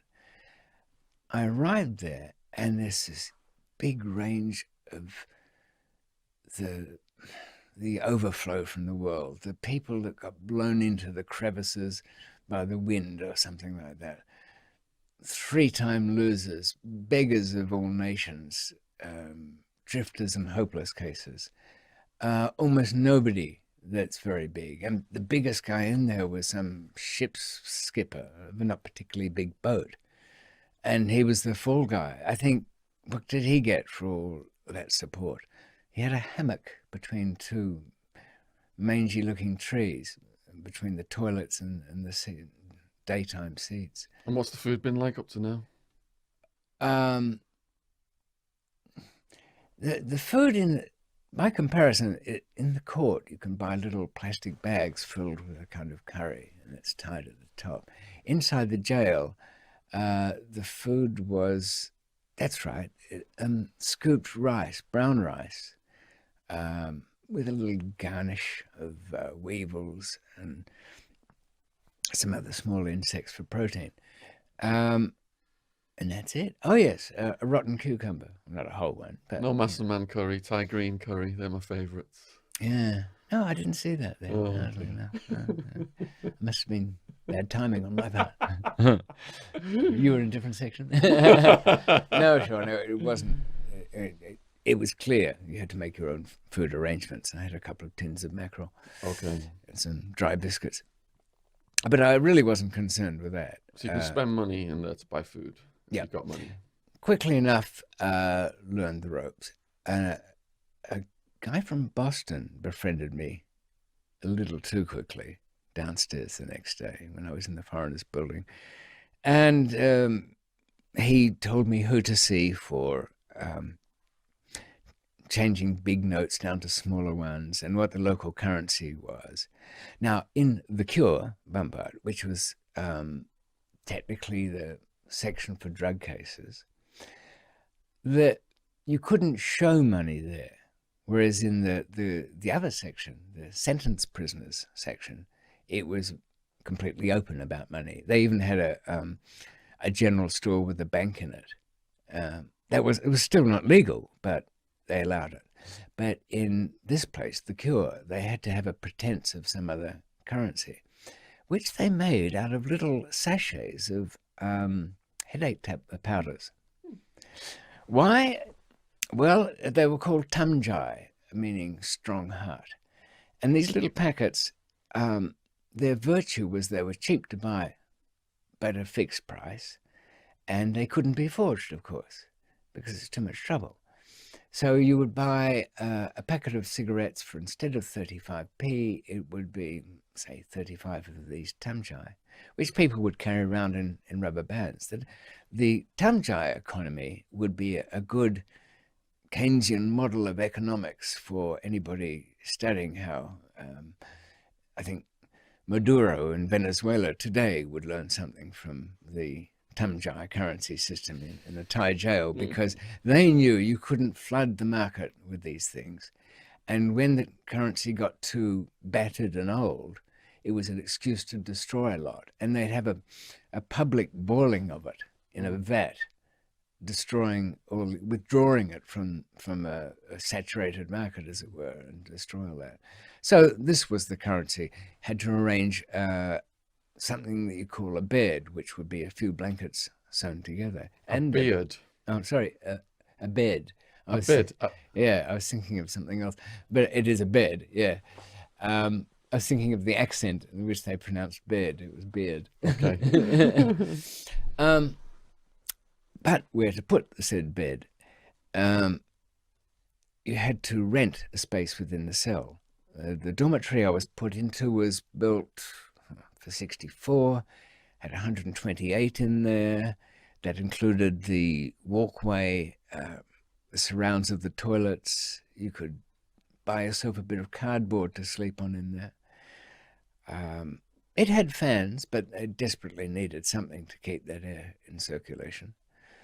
And you had about a width of 12 or 14 inches, and that was your life. What's the climate like? Tropical, steamy, kind of smelly. Humid. Yeah. Really so much so that all your time in... People would time their days so that they had a major bird bath before lock-up, would go upstairs with their little bits of food and pretty much strip down to their shorts and lie on their towels or whatever they had, so they could at least keep cool enough to sleep. I found a couple of doors next to me. When I say doors, they weren't. A couple of people next to me. It was a Thai who'd been in there 20 years in that same dormitory, in that same slither of bed space. As people do, he had his own kind of little hierarchy. He was sort of respected for being around. He had a little workshop downstairs somewhere, which was the only sort of closed room that prisoners had. He took the shells and he was allowed to use the sanding machine to make them the right shape. They took these shells and made kind of mother-of-pearl paintings out of them, which the guards would sell outside for, I don't know, £50. And they'd get, they'd get next to nothing for a jar of coffee or a few extra tamjai or something.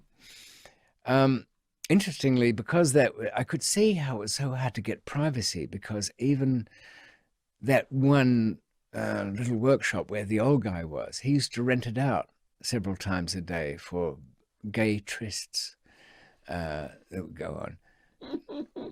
Usually 2 or more often 4 would go in there. Maybe it was cheaper that way. I don't know.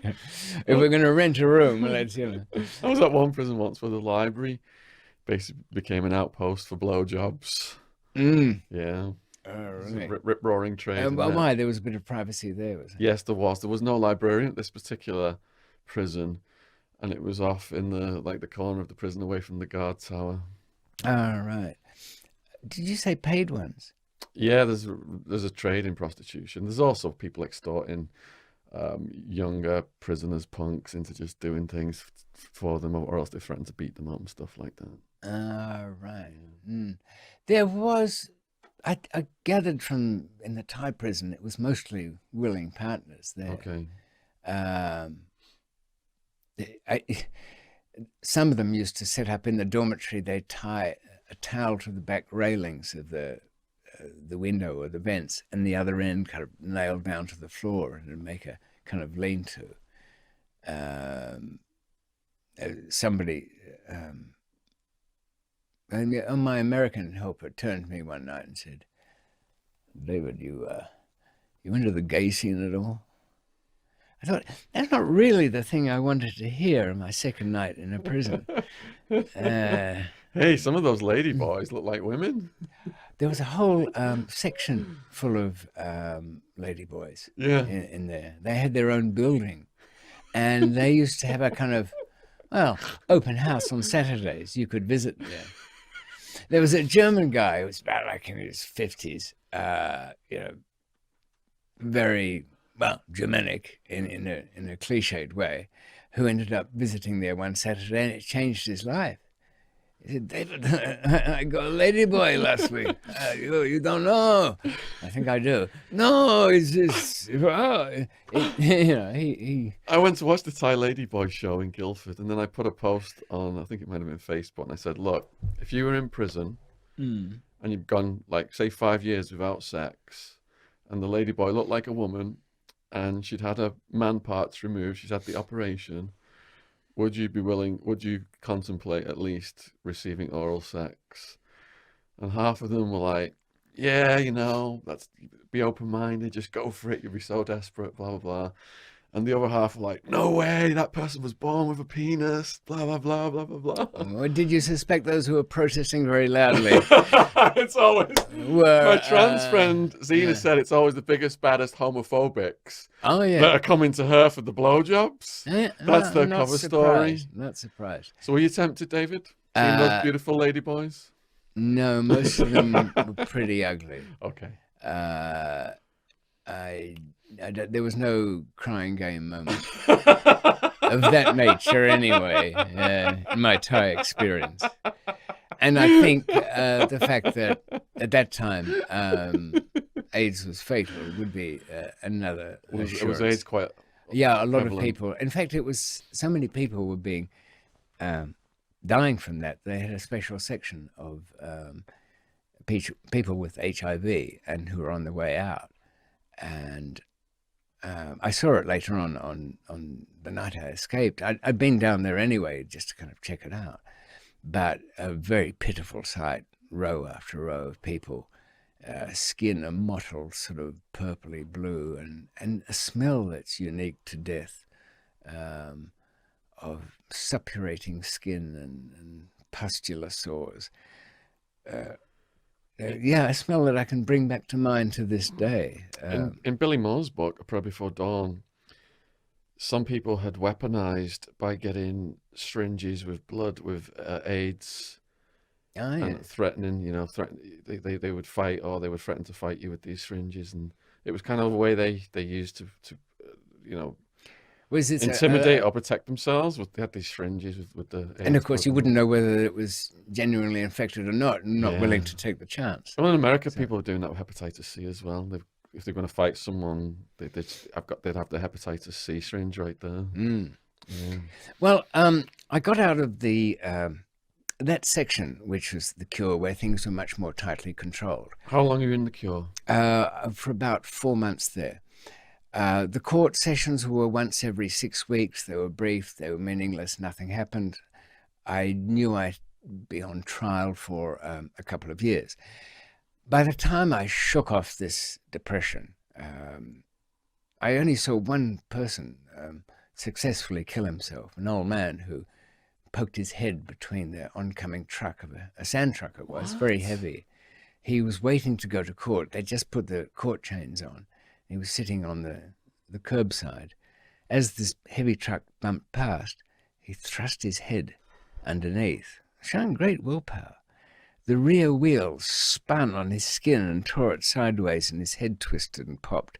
It sounded like a watermelon being dropped on the ground and opening up.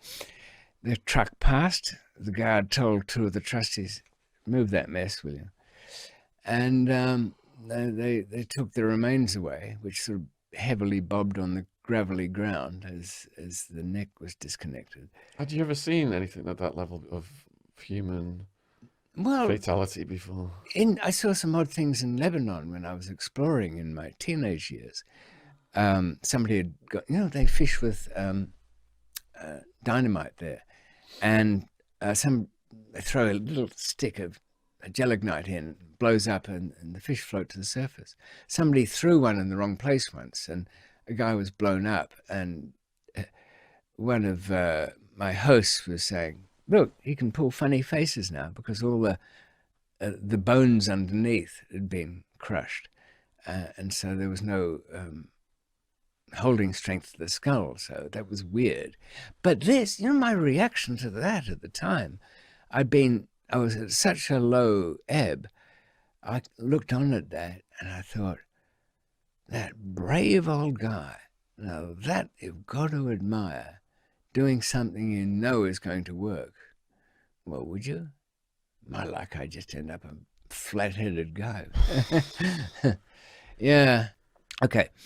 Now, I realized once this depression shifted that I had to get out of there, and that really helped.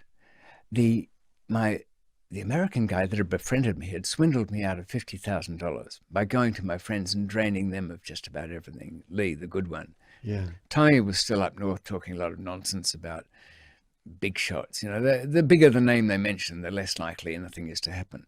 So I then went into that mode where everything you do is determined to get out.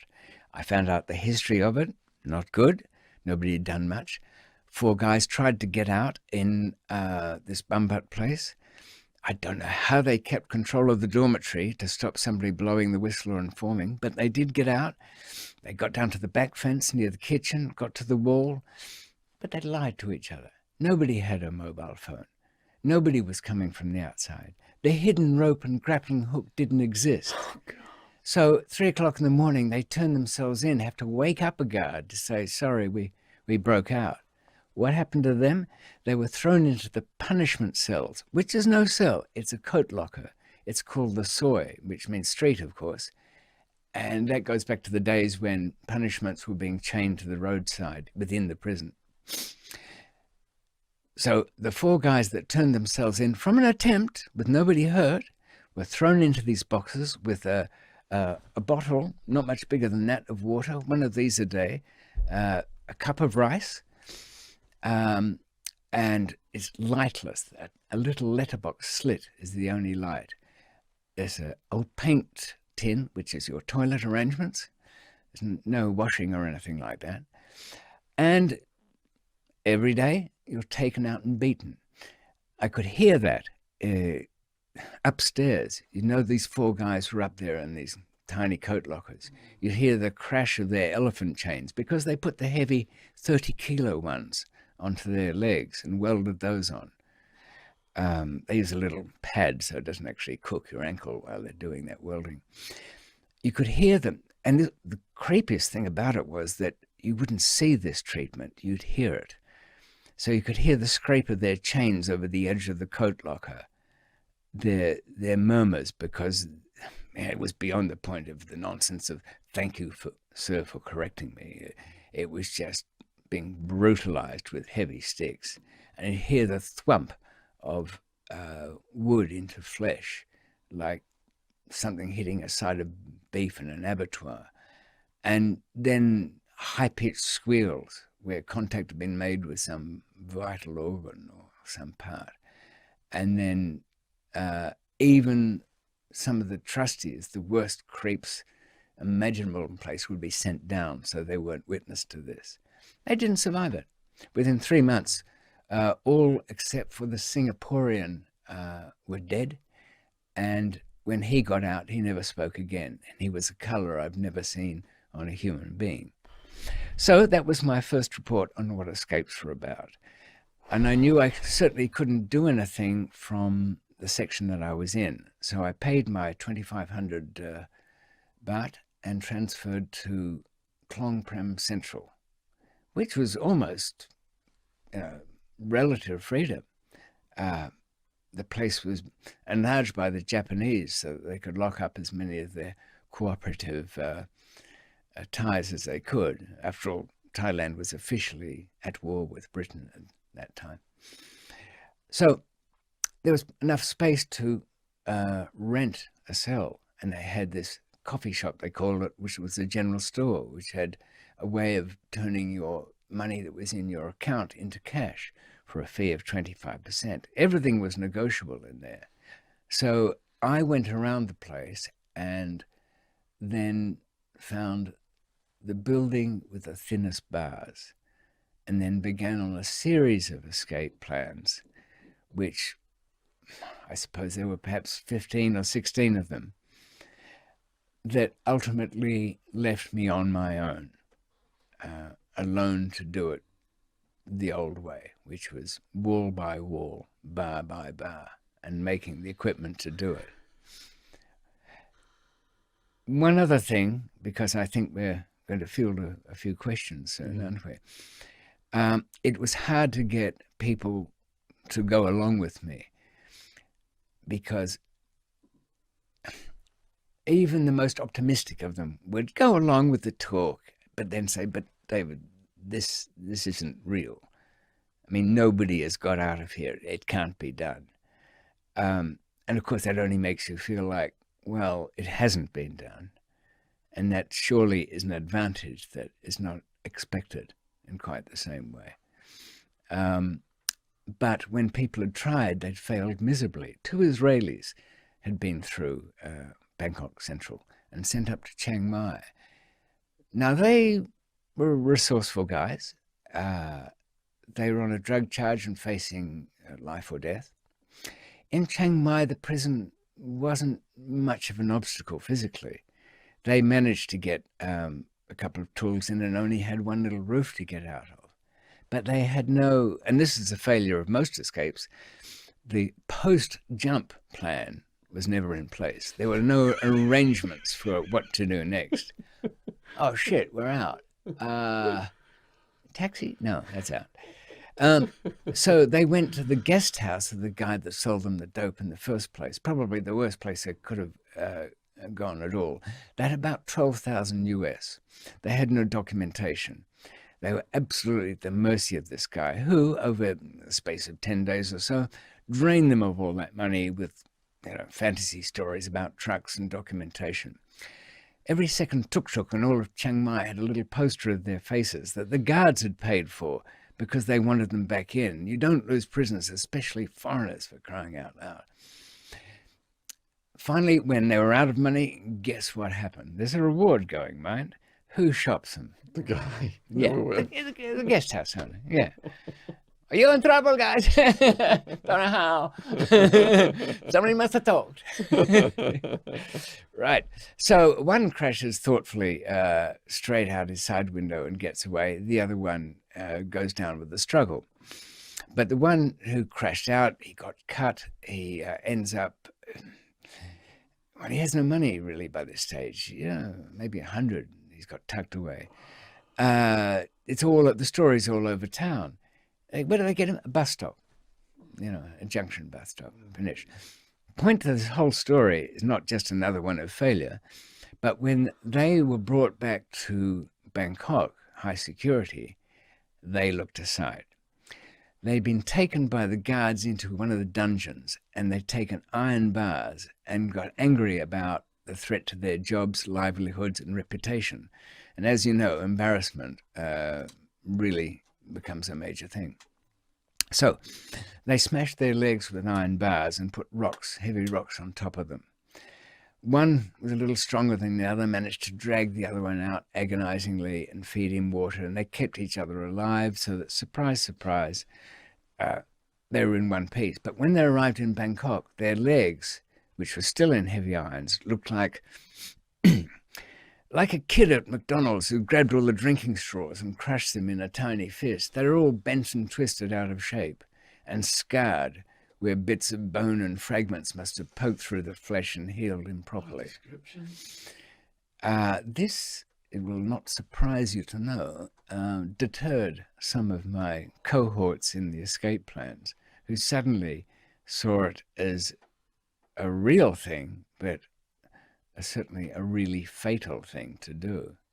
So that drew a line through most of the plans, which I'll go into when we get a moment. You wanted more of David.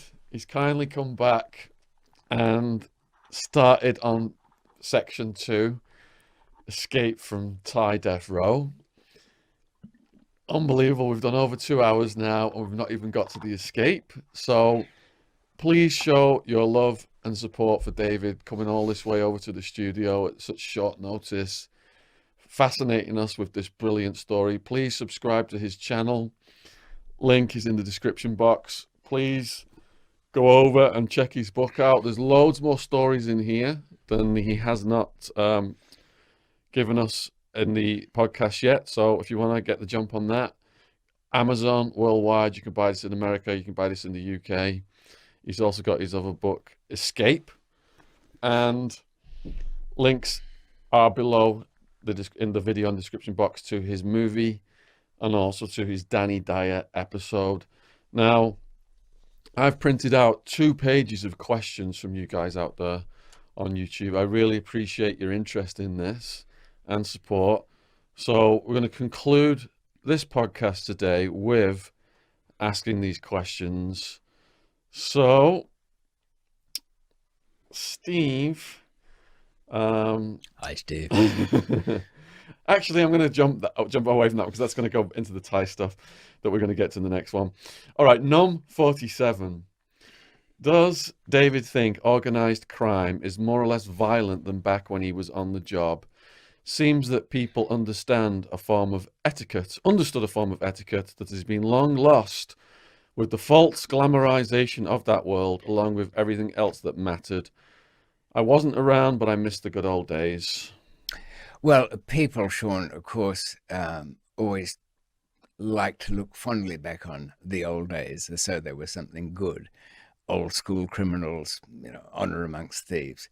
But I don't really think there's anything different about human behavior, except that things are publicized, things are photographed, things are shared, things are known.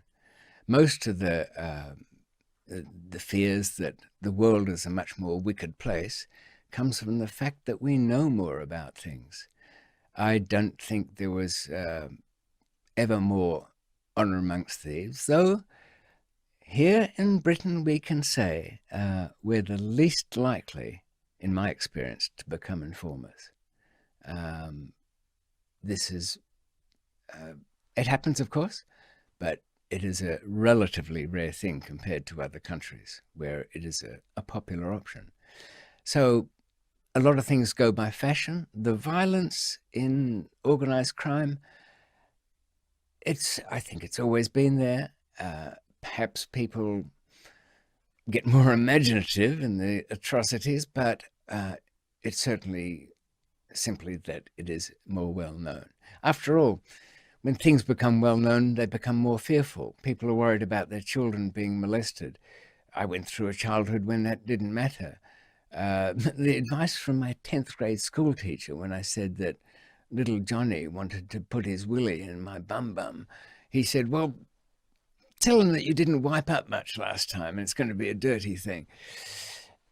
Now the poor kid will be whipped into counselling. So the difference is only A, fashion, and B, that everything is known. I mean, you dealt with the Colombians, and Escobar, he authorized removing people's eyeballs with hot spoons. They would put petrol in your mouth until your eyeballs exploded and cover it with a cloth and stuff like that. Cali Cartel came around, the more sophisticated. Oh, yes. but they also their torturers were never idle. And now look at the Mexican cartels. I mean, they'll murder your entire family, the pet dog, and put it on YouTube. Well, there you are. It's kind of the medium is the message, as Marshall McLuhan said years ago. Getting it known. Of course, on their part, it's just ridiculous self-indulgence. If they found themselves in that position where they were inclined to do that to somebody, they're running a very poor business, have made terrible choices. And do you think anybody would want to work for them ever? Imagine getting falsely accused in that setup. It wouldn't be a gun on the table and say, well, do the honourable thing. You'd grab it and say, yeah, you bastard, you can go first. Tom Atkinson, I'm intrigued by where he got his education and how he attained such street smarts. We mentioned earlier that you went to a state school, but then you had the money to go to an independent school.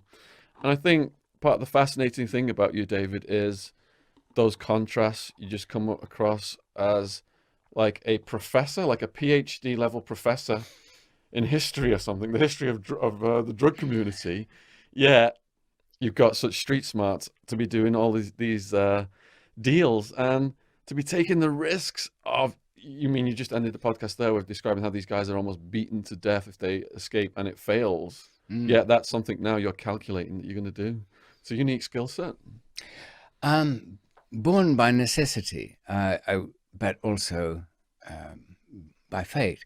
Apparently, those with who have a low resting heart rate are less averse to taking risks. Mine's about 55. I don't feel fearful of something. I feel more fascinated by it. Eventually when the ground's crumbling away, you get the hell out. But that in part is luck. But I think if any of us closely observe what's going on around, you do pick up on things. And you learn a lesson that, here's the difference. We all learn lessons. We all have examples put before us of good things, bad things, human behavior. But mostly we choose to draw a veil over it, to make exceptions for people, to say, girls are so often saying, I can change him. We make many excuses to forgive somebody, in the same way that in reverse we make excuses to bring somebody on. You just like that person's company. I think that's why I got the job in advertising. They wanted me, they could tolerate me around the office as opposed to all the people who had training. So I think also where scenes were at a street level, I knew about that. I'd used drugs, I'd had withdrawals, I didn't sell anything, I didn't try, still no justification, but I was close enough to know about it. Even on a dealer's level, on a small level, if you're sort of serving up locally, I knew about that. The guy who rings you up that owes you money, you don't really want to see him. Shaun, I've got that money for you. Where are you? Can I come over? Don't bring anybody with you. Yeah. You sure you got that money you owe me? Yeah. You look out on the street because you know this guy, and you see a taxi parked up the road with 4 guys in it and your man. You know that he's got their money in his pocket, and that's the only reason he's down to see you. And when he finally skedaddles up to you, he denies all knowledge of these people, even though you know what they're about. He pulls out countersigned checks, coins from a phone box, every little crappy thing. And then when you finally relent and say, all right, take some of it and go, he said, listen, can I use your bathroom and a bit of that glucose from the kitchen? Fuck off, just get out of here. You want to wreck it, do it on your own terms. And don't bring those guys here. So you learn, what scallywags get up to, and you absorb all of that. So, well, there you had it. I think it was coming along well. I think it's a bit of a slowdown to get into listeners' questions at that point. I've got a feeling the better way to handle it is to get the questions and incorporate them in whatever is said next. Yep. So I'll put all of these up, all 9, but not rush to do it because I kind of have things that you'll be more interested in, and my own interviews too. Anyway, if nothing else, you can go to 3, 4, 5, and so on of the Shaun Attwood interviews. He's keen on doing them again. And by the way, for those who are up to number 9, we'll go on in 10 to when I finally get out of Pakistan. And I've lingered there too long, perhaps, but not without some reason. It was an extraordinarily difficult thing to take in hand, to understand, to appreciate the 22 families who ran the country, to know the distinction between those who regarded themselves as part of the civilized backbone of the country, that is the army, and, the next tier, the traders, and then everybody else.